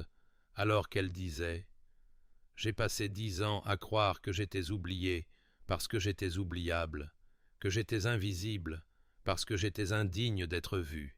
et je me suis faite petite, silencieuse et discrète, parce que je pensais que c'était ce que je méritais. Mais tu m'as montré, Adrian, que j'enseignais aux autres comment me traiter par mon acceptation des mauvais traitements. Ma mère savait avant de mourir que j'avais de la valeur, même si je l'ai oubliée pendant un temps. et je choisis maintenant de me souvenir, de récupérer ce qui a toujours été vrai, même quand je ne pouvais pas le voir. Je me choisis, ma voix, ma valeur, mon droit d'exister pleinement et d'être pleinement reconnu. Et en me choisissant, je découvre que je peux aussi te choisir, que je peux choisir ce partenariat que tu offres, non pas parce que j'ai besoin d'être sauvé, mais parce que je reconnais en toi quelqu'un qui voit vraiment et aime profondément, et qui offre non pas une cage, aussi dorée soit-elle, mais un jardin dans lequel nous pourrions tous deux grandir vers la lumière. Elle s'avança, comblant la distance entre eux, plaça sa main dans la sienne et dit avec un sourire qui ressemblait à un lever de soleil après une nuit sans fin. « Oui, Adrian Rothwell, je vous épouserai, je serai votre duchesse, votre partenaire et votre égale, et ensemble, nous construirons une vie où être vu et être valorisé ne sont pas des dons rares, mais des certitudes quotidiennes. » La pièce éclata alors en réactions diverses, les balbutiements indignés de son père, le silence choqué de Vivienne, les pleurs ouverts et les acclamations à peine réprimées des domestiques, mais Éléanore n'entendit rien de tout cela, car Adrian l'avait attirée près de lui et avait embrassé son front avec une telle tendresse qu'elle se sentit enfin, pleinement, inoubliablement vue. Alors que l'automne tournait à l'hiver, et que les arbres à l'extérieur du manoir Ashford abandonnaient leurs dernières feuilles au vent de plus en plus mordant, Éléanore se trouva engagée dans l'étrange travail intime de faire les bagages d'une vie qu'elle n'avait jamais été vraiment autorisée à vivre pleinement. Elle se déplaçait dans les pièces qui avaient été sa prison pendant une décennie, avec la conscience surréaliste qu'elle les quitterait bientôt pour toujours. Et il y avait du chagrin dans tout cela, malgré tout, car ces murs avaient été témoins de l'amour de sa mère avant d'être témoins de l'indifférence de son père. Elle se surprit à récupérer des morceaux de son histoire qui avaient été lentement effacés au fil des ans. La boîte à bijoux de sa mère qui avait été déplacée dans la chambre de Vivienne, les aquarelles qu'Éléanore elle-même avait peintes enfant et qui avaient été décrochées et rangées au grenier, les livres dédicacés de la main de sa mère, qui avaient d'une manière ou d'une autre migré vers le bureau de son père, comme si Éléanore n'avait aucun droit d'hériter de l'amour de sa propre mère pour la littérature. À chaque objet retrouvé, elle se sentait devenir plus solide, plus réelle, comme si ces objets physiques étaient la preuve qu'elle avait bien existé avant son effacement et qu'elle continuerait d'exister après sa libération. Les domestiques qui lui avaient montré de petites gentillesses au fil des ans venaient dans sa chambre dans des moments de calme pour lui offrir des adieux en larmes et des bénédictions chuchotées. Madame Henderson, la gouvernante, pressa un paquet de graines de la roseraie dans les mains d'Éléanore et dit avec une affection féroce « Votre mère serait si fière de vous, mademoiselle Éléanore, si fière que vous vous soyez choisie, que vous ayez choisi l'amour et que vous ayez choisi de fleurir. »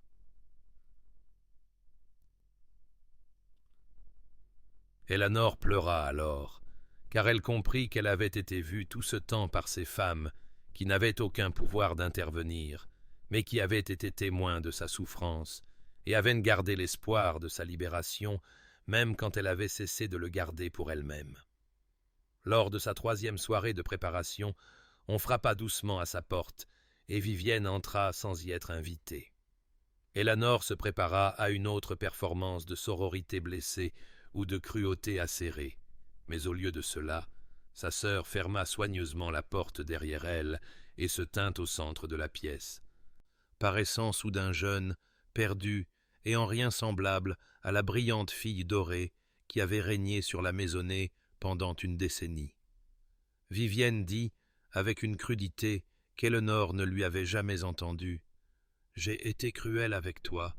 et je pourrais prétendre que c'était parce que père encourageait la compétition entre nous, ou parce que je ne comprenais pas ce que je faisais, mais la vérité est que j'avais peur. peur que si quelqu'un te regardait de trop près, il verrait que ta profondeur tranquille valait plus que mon éclat bruyant, que tes sentiments authentiques étaient plus précieux que ma performance parfaite. J'ai passé 10 ans à te garder petite pour que je puisse continuer à me sentir grande. Et j'ai été si malheureuse, Eleanor, si désespérément malheureuse dans ma cage dorée, tandis que toi, au moins, tu avais ton jardin, tes livres et ton moi authentique, même si personne ne le reconnaissait. Et je te regarde te préparer à partir avec un homme qui te voit vraiment, et je réalise que je n'ai jamais été vraiment vue, parce que je n'ai jamais montré mon vrai moi à personne, et je suis piégé dans un rôle que j'ai créé et dont je ne peux maintenant plus m'échapper.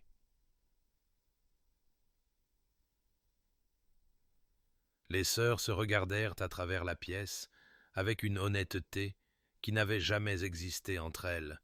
toutes deux piégées de différentes manières par l'amour limité de leur père et l'absence de leur mère. Éléanore sentit sa colère contre Vivienne s'adoucir en quelque chose de plus complexe, une reconnaissance qu'elles avaient toutes deux été victimes d'une maisonnée qui ne pouvait pas laisser la place à deux filles d'être pleinement elles-mêmes. Elle dit doucement « Vivienne, tu peux choisir différemment toi aussi. Il n'est pas trop tard pour descendre du piédestal et découvrir qui tu es quand tu ne joues pas un rôle. Et si jamais tu veux cette liberté, si jamais tu as besoin d'un endroit pour découvrir ton moi authentique, tu seras la bienvenue à Silverton, car nous sommes sœurs et cela signifie quelque chose, même après tout ce qui s'est passé entre nous. » Vivienne acquiesça, des larmes coulant sur son visage parfait, avant de fuir la pièce, comme si elle ne pouvait supporter une telle honnêteté vulnérable un instant de plus, laissant Éléanore finir ses bagages avec un étrange mélange de chagrin, d'espoir et la profonde compréhension que quitter cette maison signifiait laisser derrière elle non seulement la douleur, mais aussi les derniers liens avec son enfance. Sa mère et la jeune fille qu'elle avait été avant que l'invisibilité ne lui apprenne à disparaître. Le mariage eut lieu 3 semaines après l'acceptation d'Éléanore dans la petite église paroissiale à la lisière du domaine d'Ashford. Ce fut le choix d'Eleanor de garder la cérémonie intime plutôt que le grand spectacle social que son père avait autrefois envisagé pour Vivienne, car elle avait passé 10 ans à être invisible dans les foules, et elle voulait que ce moment soit consacré à un témoignage authentique plutôt qu'à une démonstration performative. Ainsi, la liste des invités ne comprenait que ceux qui l'avaient vraiment vue. Madame Henderson et le personnel de cuisine qui lui avait montré de la gentillesse, le vicaire qui lui avait permis d'emprunter des livres de sa bibliothèque lorsque la sienne lui avait été restreinte, l'ami le plus proche d'Adrian, Lord Pemberton, qui avait regardé Éléanore lors de leur présentation et avait simplement dit « Ah, c'est donc vous qui avez ramené la lumière dans ses yeux », et Vivienne, qui était assise, pâle et silencieuse, au 3e rang, comme pour témoigner d'un avenir qu'elle ne pourrait jamais revendiquer pour elle-même. Éléanore se prépara pour la cérémonie dans sa chambre d'enfant pour la dernière fois. Elle portait les perles de sa mère qu'elle avait récupérées dans la boîte à bijoux de Vivienne, et Madame Henderson l'avait aidée à s'habiller d'une robe de soie crème élégante dans sa simplicité, sans embellissements élaborés, ni tentative désespérée de la transformer en quelque chose qu'elle n'était pas. Elle tenait un bouquet de roses du jardin de sa mère, des fleurs de fin d'automne qui avaient survécu au premier gel par pure détermination têtue de fleurir. Et lorsqu'elle se regarda dans le miroir, elle ne vit pas la fille oubliée et invisible, mais une femme qui s'était choisie et qui avait été choisie en retour. Ses mains ne tremblaient que légèrement en descendant les escaliers. L'église était remplie de la lumière d'un matin d'hiver qui filtrait à travers de simples fenêtres et illuminait les bancs de bois usés. Il n'y avait ni orchestre ni décoration élaborée, mais un seul violon, jouant une mélodie qu'Adrian lui avait dit être la préférée de sa défunte mère. Et quand Éléanore entra, au bras de personne car elle avait poliment refusé l'offre de son père. Sachant qu'il n'avait pas mérité le droit de donner ce qu'il n'avait jamais correctement valorisé, elle remonta seule l'allée vers son avenir. Elle vit Adrian se tourner pour la regarder approcher, et l'expression sur son visage était empreinte d'un tel émerveillement, d'une telle joie et d'une telle reconnaissance qu'elle sentit les larmes la menacer, bien qu'elle les ravalât, car elle voulait voir ce moment clairement, voulait se souvenir de chaque détail du fait d'être vue, célébrée et choisie. Ils avaient écrit leurs propres vœux dans les jours précédant la cérémonie, assis ensemble dans la bibliothèque du manoir Ashford, tandis que la maisonnée s'affairait autour d'eux. Lorsque le vicaire demanda à Adrien de prononcer ses promesses, il prit les mains d'Eléanor dans les siennes et dit avec une intensité tranquille « Eléanor, je jure de te voir vraiment chaque jour de nos vies ensemble, de témoigner non seulement de tes joies, mais de tes peines, non seulement de tes forces, mais de tes vulnérabilités,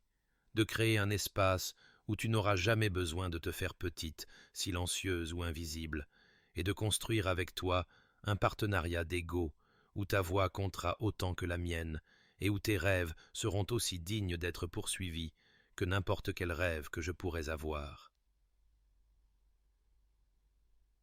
Eléanor sentit les mots s'installer dans son cœur comme des graines plantées en terre fertile. Et quand ce fut son tour de parler, elle regarda dans ses yeux gris et dit avec une fermeté qui la surprit. « Adrian, je jure d'apporter tout mon être à ce mariage, ma profondeur et ma complexité, ma poésie et ma passion pour les choses qui poussent, mon chagrin pour ce qui a été perdu et mon espoir pour ce que nous construirons. Et je jure de croire que ton regard sur moi est vrai, même lorsque de vieilles voix murmurent que je suis oubliable, et d'honorer le courage qu'il nous a fallu à tous les deux pour choisir un amour authentique plutôt qu'un arrangement de convenance. » Le vicaire les déclara mari et femme, alors que le soleil d'hiver atteignait son apogée et remplissait l'église d'une lumière cristalline. Ils quittèrent le manoir Ashford dans la voiture d'Adrian, en tant que mari et femme, tandis que les domestiques jetaient des pétales de roses que madame Henderson avait fait sécher et conserver de l'été. Eléanor jeta un dernier regard sur la maison qui avait été sa prison et son foyer. Elle vit son père se tenant raide à l'entrée et Vivienne à une fenêtre de l'étage, la main pressée contre la vitre comme si elle tendait la main vers quelque chose qu'elle ne pouvait tout à fait saisir. Eléanor ne ressentit pas de triomphe, mais un mélange complexe de chagrin, de libération et d'espoir qu'un jour sa sœur pourrait aussi choisir de quitter la cage dorée et de découvrir qui elle était au-delà de la performance. Puis la voiture tourna au virage et le manoir disparut derrière les arbres dénudés par l'hiver. Eléanor se tourna pour faire face à l'avenir, vers Silverton. Adrian prit sa main, la porta à ses lèvres et dit doucement « Bienvenue au reste de nos vies, mon inoubliable Eléanor. » Elle appuya sa tête contre son épaule et murmura « Je suis prête à être vue. » Le voyage jusqu'à Silverton dura la majeure partie de l'après-midi. À travers une campagne qui se transforma progressivement des paysages familiers de l'enfance d'Eléanor en un territoire qu'elle n'avait jamais vu. Les collines ondoyantes cédèrent de la place à d'anciennes forêts, puis débouchèrent sur un parc qui semblait s'étendre à l'infini. Lorsque la voiture prit enfin un virage et qu'Adrian dit doucement « Voilà, c'est chez nous », Eléanor regarda et vit un domaine qui lui coupa le souffle, non pas par sa grandeur, bien qu'il fût en effet magnifique, mais par la manière dont la lumière hivernale tombait sur sa façade de pierre, la faisant paraître à la fois imposante et, d'une certaine manière, accueillante. Elle sentit un frémissement de nervosité dans sa poitrine, car ce vaste et bel endroit était désormais censé être le sien, d'une manière que le manoir Ashford ne l'avait jamais été, même lorsqu'elle y avait vécu toute sa vie.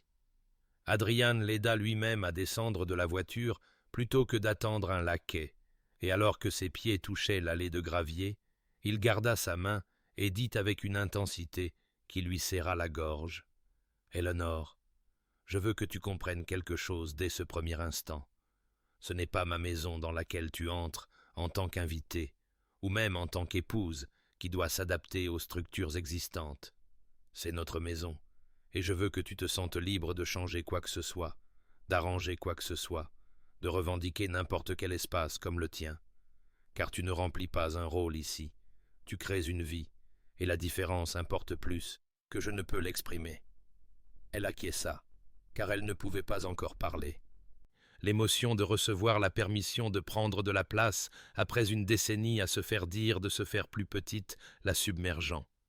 Le personnel s'était rassemblé dans le hall d'entrée pour accueillir leur nouvelle duchesse, et Eleanor sentit l'instinct familier de se fondre dans le décor, de se rendre banale et facilement ignorée. Mais Adrian garda sa main au creux de son dos, comme pour l'ancrer dans sa nouvelle réalité, et la gouvernante, Madame Blackwood, s'avança avec un sourire chaleureux et dit « Bienvenue chez vous, votre grâce. Nous sommes si heureux de vous avoir à Silverton. » Eleanor entendit la chaleur sincère dans ces mots et s'en sentit désorientée,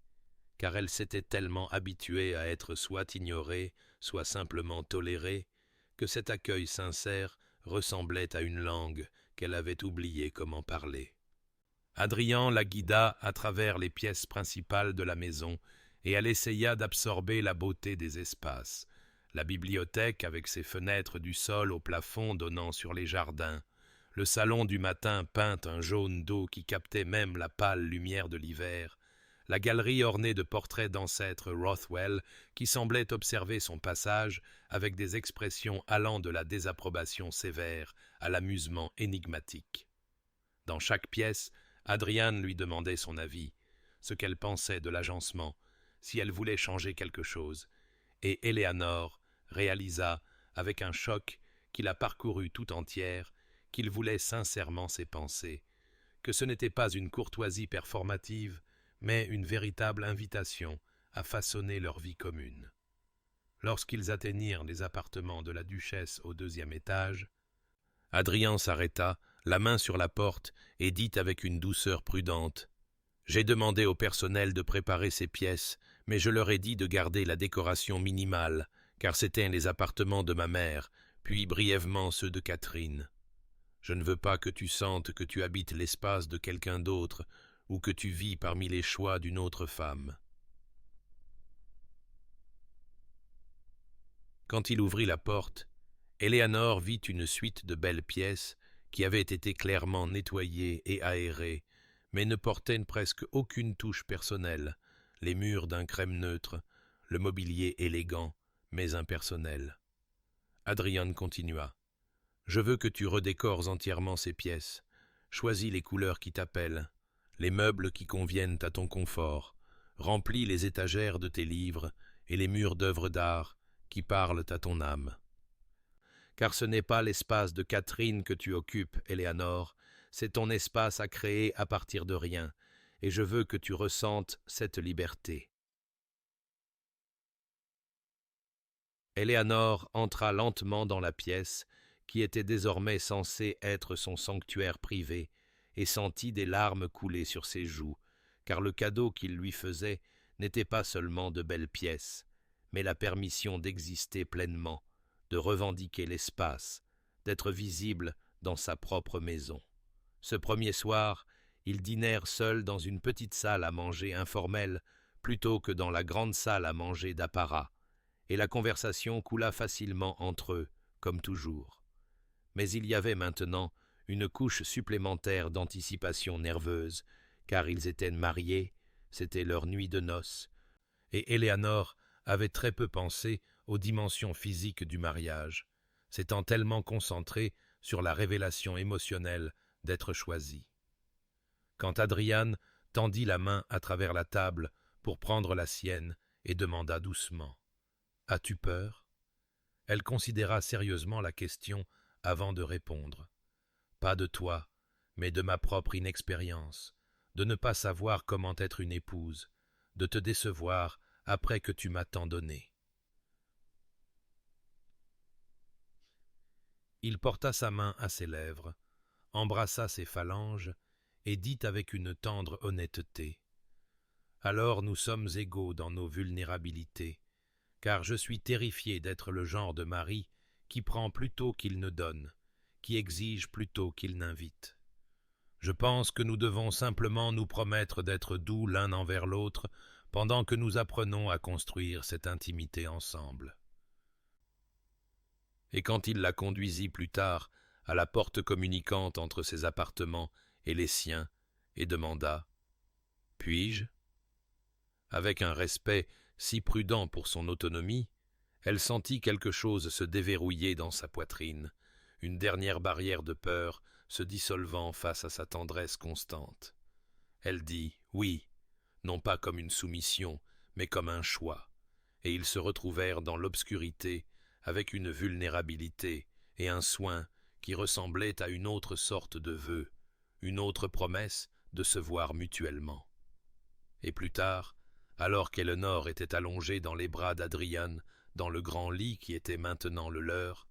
elle pensa que c'était cela que signifiait être vraiment vue, non seulement vue à la lumière du jour et dans les espaces publics, mais connue dans l'obscurité et les moments privés.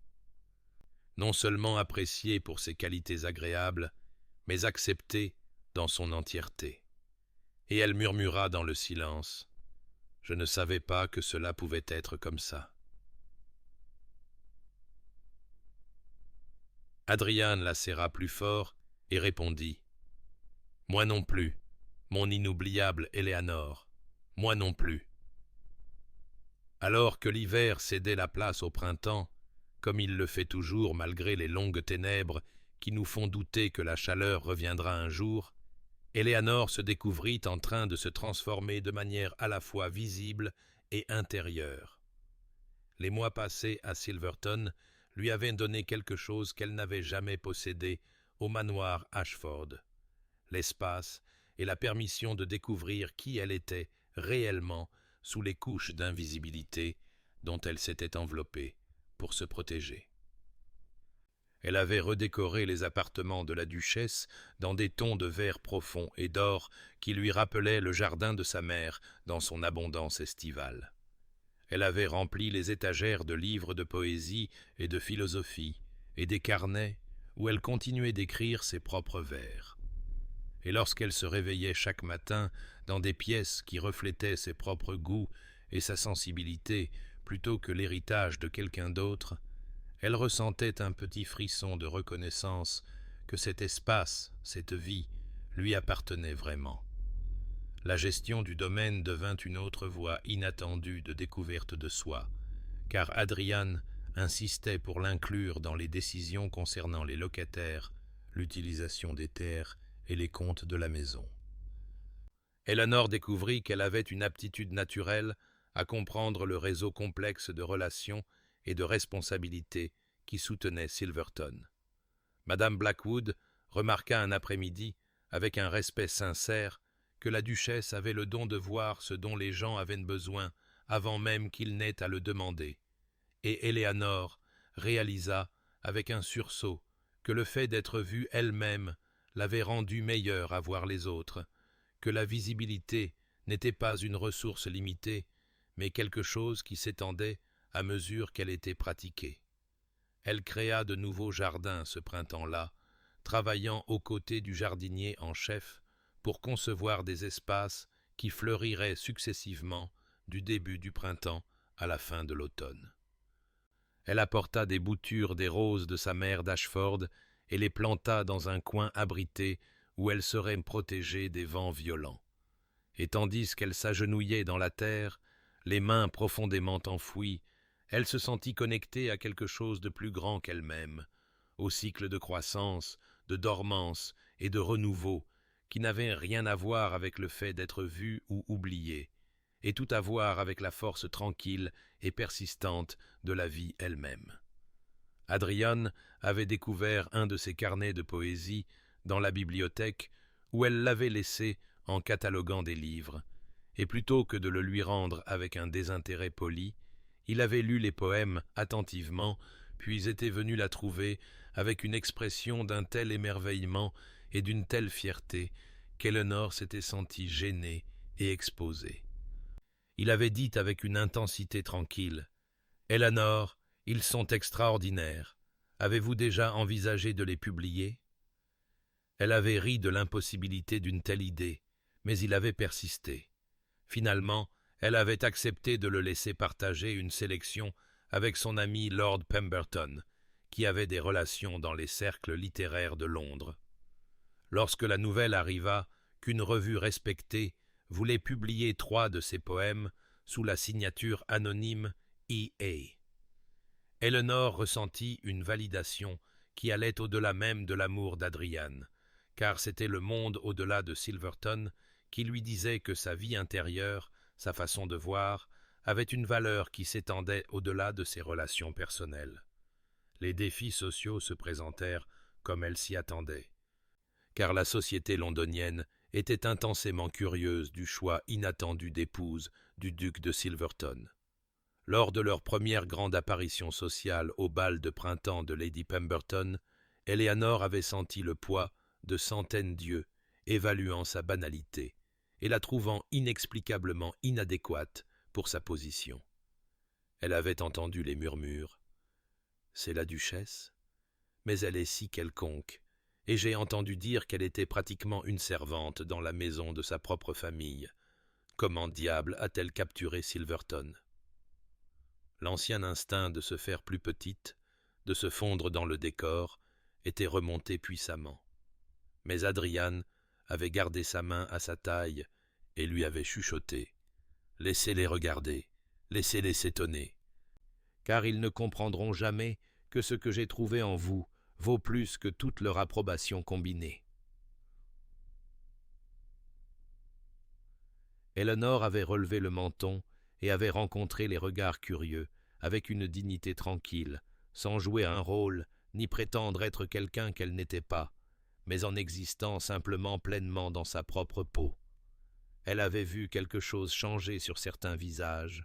un respect réticent pour une femme qui refusait de s'excuser pour son existence.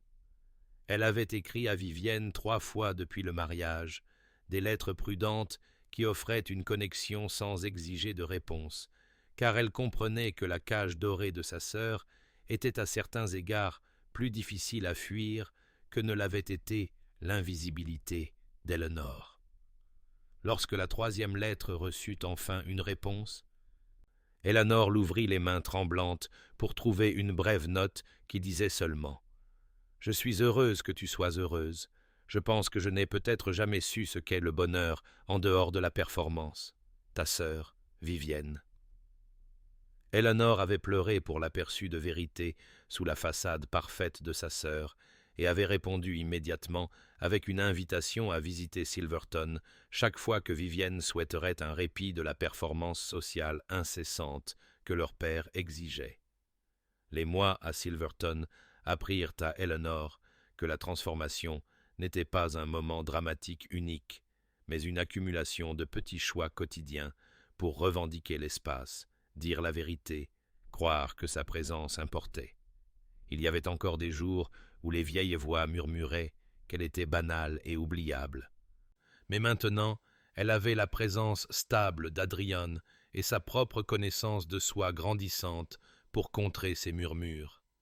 Elle apprenait lentement à se voir à travers ses propres yeux, plutôt qu'à travers le miroir déformé de la négligence de sa famille. Et alors que le printemps s'approfondissait dans l'abondance luxuriante du début de l'été, Eleanor se tenait à la fenêtre de sa chambre, regardant les jardins qu'elle avait aidé à créer, et ressentit quelque chose qu'elle n'avait jamais connu auparavant, la paix simple et sans complication d'appartenir à sa propre vie. L'invitation était arrivée au manoir Ashford à la fin du printemps, portant le sceau officiel du duc de Silverton. Une demande pour que la famille Ashford reçoive le duc et la duchesse pour une brève visite. Eleanor avait regardé Adrian composer la lettre avec un langage diplomatique soigné qui indiquait clairement qu'il s'agissait d'une courtoisie sociale exigée par leur position plutôt que d'un empressement personnel de sa part. Elle lui avait dit honnêtement que retourner dans cette maison la remplissait d'émotions complexes qu'elle ne pouvait pas entièrement démêler. Mais Adrian lui avait pris la main et avait dit doucement : « Tu n'as pas besoin d'y aller si la perspective te cause de la peine. Mais parfois, la clôture exige que nous retournions aux endroits que nous avons quittés, afin que nous puissions voir le chemin parcouru. » Eleanor avait reconnu la sagesse de ces paroles, même si son estomac se nouait d'appréhension à l'idée de traverser ces pièces familières, en étant une personne entièrement différente. Lorsque leur voiture remonta l'allée par un matin de juin ensoleillé, Eleanor eut l'impression de regarder la scène de très loin, observant la femme qu'elle avait été plutôt que de l'habiter. Tout semblait à la fois exactement pareil et complètement transformé par sa propre transformation. Lorsque son père sortit pour les accueillir, son sourire était crispé et sa révérence légèrement trop profonde, l'inconfort d'un homme forcé par la convention sociale d'accueillir une fille qu'il avait méprisée maintenant qu'elle portait un titre supérieur au sien.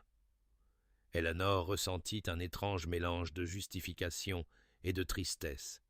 car elle n'avait pas voulu la vengeance, mais simplement la reconnaissance, et même maintenant, il ne pouvait pas la voir, elle, mais seulement sa position.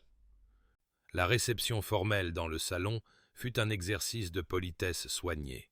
Son père était déférent envers Adrian, tout en s'adressant à Eleanor avec le genre de courtoisie distante que l'on pourrait montrer à n'importe quelle duchesse en visite. Vivienne était assise, parfaitement composée, dans une robe d'un bleu pâle qui mettait en valeur sa beauté, mais semblait d'une manière ou d'une autre plus terne que dans le souvenir d'Eleanor, comme si son éclat s'était estompé, ou peut-être que les yeux d'Eleanor avaient simplement appris à voir différents types de beauté. Tandis qu'Adrian guidait la conversation avec une habileté diplomatique, Eleanor observait sa famille jouer leur rôle et se sentit profondément reconnaissante de ne plus avoir à jouer le sien, celui de son propre effacement pour maintenir leur confort. Le tournant arriva lorsque Vivienne demanda à parler en privé à Eleanor dans la véranda. Eleanor suivit sa sœur dans l'espace vitré rempli des plantes de sa mère que quelqu'un avait continué d'entretenir depuis le départ d'Eleanor. Vivienne se tourna vers elle avec une expression qui ne portait aucune de son habituelle composition parfaite, mais plutôt quelque chose de brut et d'honnête. Elle dit doucement : « Je te dois des excuses, Eleanor. J'ai passé ces mois à t'observer de loin, à travers les ragots et les rapports sociaux, et je t'ai vu devenir tout ce que je prétendais être, admirée, valorisée, véritablement heureuse. Et j'ai dû affronter la vérité, que ma cage dorée est toujours une cage, qu'être vue uniquement pour sa beauté et ses accomplissements est sa propre forme d'invisibilité, car personne ne voit la personne sous la performance. » Le cœur d'Eleanor se fendit de compassion pour la sœur qui avait semblé tout avoir. Elle prit les mains de Vivienne et dit avec une sincérité totale : « Nous méritions toutes les deux d'être vues entièrement, Vivienne, et je suis désolé que la vision limitée de père nous ait piégées toutes les deux dans des rôles qui nous ont diminués. Et je veux que tu saches que si jamais tu souhaites sortir de cette cage, si jamais tu veux découvrir qui tu es sous ce que les autres attendent, ma maison t'est ouverte. » Les yeux de Vivienne s'emplirent de larmes qu'elle n'essuya pas immédiatement, et à ce moment-là, Eleanor vit sa sœur vraiment pour peut-être la première fois, et reconnut qu'elles avaient toutes deux été les victimes de la même définition étroite de la valeur. Avant leur départ, Eleanor demanda à Adrian si elle pouvait visiter seule la tombe de sa mère. Il comprit sans explication et attendit près de la voiture pendant qu'Eleanor traversait le cimetière jusqu'à la stèle qu'elle n'avait pas vue depuis le jour de son mariage. Elle s'agenouilla dans l'herbe et parla à voix haute, comme si sa mère pouvait l'entendre, lui racontant Silverton, les jardins, la poésie et l'amour qu'elle avait trouvé.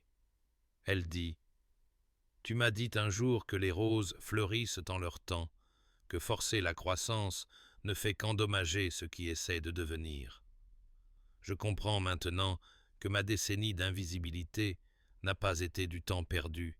mais une préparation, la dormance avant la floraison. Et j'espère que, où que tu sois, tu peux voir que ta fille est enfin entrée dans sa propre saison. » Elle déposa une bouture des roses de Silverton sur la tombe comme un symbole de continuité et de transformation. Et lorsqu'elle se releva et retourna là où Adrian attendait, elle ressentit un sentiment d'achèvement, non pas parce qu'elle avait été justifiée devant sa famille, mais parce qu'elle était retournée à son point de départ, transformée. Et cette transformation était une preuve suffisante de la valeur de son voyage. 3 années s'étaient écoulées depuis qu'Eleanor avait quitté le manoir Ashford en tant qu'épouse du duc de Silverton. 3 années qui avaient transformé non seulement sa vie, mais aussi sa compréhension même de ce qu'une vie pouvait contenir. Par un après-midi doré de fin d'été, elle se tenait au bord des jardins qu'elle avait créés à Silverton et ressentit le contentement profond d'une femme qui avait enfin grandi jusqu'à la plénitude de sa propre existence. Car ces jardins ne ressemblaient en rien aux roses anglaises soignées de sa mère, mais étaient plutôt une profusion sauvage de couleurs et de textures qui reflétait la propre découverte d'Eleanor, que la beauté n'avait pas besoin d'être contrainte par les attentes des autres, mais pouvait fleurir sous quelque forme que ce soit qui apportait de la joie au jardinier. Le domaine était devenu véritablement le sien, d'une manière qui allait au-delà de la propriété légale, car elle avait laissé sa marque sur chaque aspect de son fonctionnement. Des cottages de locataires modernisés à la bibliothèque qu'elle avait agrandie pour y inclure une salle de lecture où les enfants des employés du domaine pouvaient emprunter des livres. Le personnel ne la traitait plus avec la déférence prudente réservée à une nouvelle venue incertaine, mais plutôt avec l'affection sincère gagnée par une maîtresse qui connaissait leur nom, leur famille et leurs rêves. Madame Blackwood lui avait dit la semaine dernière, les larmes aux yeux, que Silverton ne s'était pas senti autant comme un foyer depuis que la mère d'Adrian y avait vécu, et Eleanor avait étreint la femme plus âgée avec gratitude pour la comparaison qui honorait les 2 duchesses sans suggérer que l'une ne faisait que remplacer l'autre. Sa poésie avait été publiée sous son propre nom maintenant. Un mince volume intitulé « Les heures invisibles », qui avait reçu un accueil étonnamment chaleureux dans les cercles littéraires de Londres. Et bien que certaines matrones de la société aient reniflé qu'une duchesse ne devrait pas exposer sa vie intérieure si publiquement, Eleanor avait découvert qu'elle se souciait bien moins de tels jugements qu'elle ne l'aurait imaginé possible autrefois, car elle avait appris que vivre authentiquement signifiait accepter que certaines personnes ne comprendraient ou n'approuveraient jamais, et que leur incompréhension en disait plus sur les limites de leur vision que sur la valeur de sa vérité. Mais la plus grande transformation, celle qui amenait Eleanor aux larmes dans les moments de calme où elle s'arrêtait pour reconnaître l'ampleur du changement, était la petite silhouette actuellement agenouillée dans les parterres de fleurs, les joues maculées de terre et des boucles sombres et sauvages s'échappant de ses tresses. Car Charlotte Rose Rothwell, à 3 ans, était tout ce qu'Eleanor n'avait jamais été autorisée à être, exubérante, confiante, sûre de savoir que ses parents se réjouissaient de son existence. Eleanor regardait sa fille creuser avec enthousiasme dans le sol, à la recherche de vers, et ressentait une détermination féroce que cet enfant ne saurait jamais ce que signifiait se faire petite ou douter de sa dignité d'être aimée et remarquée. Adrian sortit de la maison, portant le chapeau de soleil oublié de Charlotte, et traversa la pelouse avec la grâce facile qui faisait encore battre le cœur d'Eleanor, même après des années de mariage. Il s'arrêta à côté d'elle pour observer l'excavation industrieuse de leur fille avant de dire doucement « Elle a ta passion pour les choses qui poussent, bien que peut-être pas encore ta patience avec les plantes elles-mêmes. » Eleanor rit et se pencha contre son épaule, alors que Charlotte brandissait triomphalement un ver de terre frétillant pour leur inspection. Adrian s'écria « Bien joué, petite jardinière, allons-nous lui trouver une nouvelle maison ?» et alla s'agenouiller à côté de leur fille sans se soucier de son pantalon coûteux. Eleanor sentit sa gorge se serrer de gratitude pour cet homme qui l'avait vue quand elle était invisible et qui voyait maintenant leur fille avec la même vision généreuse et attentive. Ce soir-là, après que Charlotte eut été mise au lit avec des histoires de jardins magiques et de courageuses princesses oubliées qui découvraient leur propre pouvoir, Eleanor et Adrian s'assirent ensemble dans la bibliothèque, les fenêtres ouvertes sur le crépuscule d'été et l'odeur des roses flottant sur la brise chaude. Il lisait sa correspondance pendant qu'elle travaillait sur de nouveaux poèmes, mais ils étaient connectés par le silence confortable de deux personnes qui n'avaient pas besoin de jouer un rôle ou de s'expliquer. Et quand Adrian mit de côté ses lettres, vint s'agenouiller à côté de son fauteuil et prit ses mains dans les siennes, elle vit dans ses yeux le même émerveillement et la même reconnaissance qui étaient passés entre eux ce premier soir où il avait ramassé sa serviette tombée. Il dit « Te souviens-tu quand tu m'as dit que tu avais été un fantôme à Ashford ? Parfois, je n'arrive toujours pas à croire à mon extraordinaire chance d'être celui qui t'a vu, d'avoir eu le privilège de te regarder devenir pleinement toi-même. » Eleanor lui prit le visage entre ses mains et l'embrassa avec la tendre assurance d'une femme qui avait enfin appris à croire qu'elle était vue, valorisée et aimée, non pas malgré sa banalité, mais à cause de la profondeur et de la beauté extraordinaire que cette banalité contenait. Elle murmura contre ses lèvres « J'étais une graine dans l'obscurité, attendant la bonne saison, et tu m'as donné la lumière et l'espace pour fleurir. Mais la floraison elle-même, c'est moi qui ai dû la choisir. » Adrian sourit et dit « Et Dieu merci, tu l'as choisi. Dieu merci, tu t'es choisi. Dieu merci, tu m'as choisi. » Ils restèrent assis ensemble alors que l'obscurité estivale s'épaississait autour d'eux, et Eleanor pensa à la jeune fille qu'elle avait été, invisible et oubliée, et ne ressentit que de la tendresse pour ce moi plus jeune qui avait survécu en devenant petit. Car cette survie avait rendu possible cet épanouissement, et elle avait appris que la transformation n'était pas une trahison de qui nous étions, mais plutôt l'expression la plus complète de qui nous avions toujours été sous les couches de protection et de performance, attendant que notre saison arrive enfin.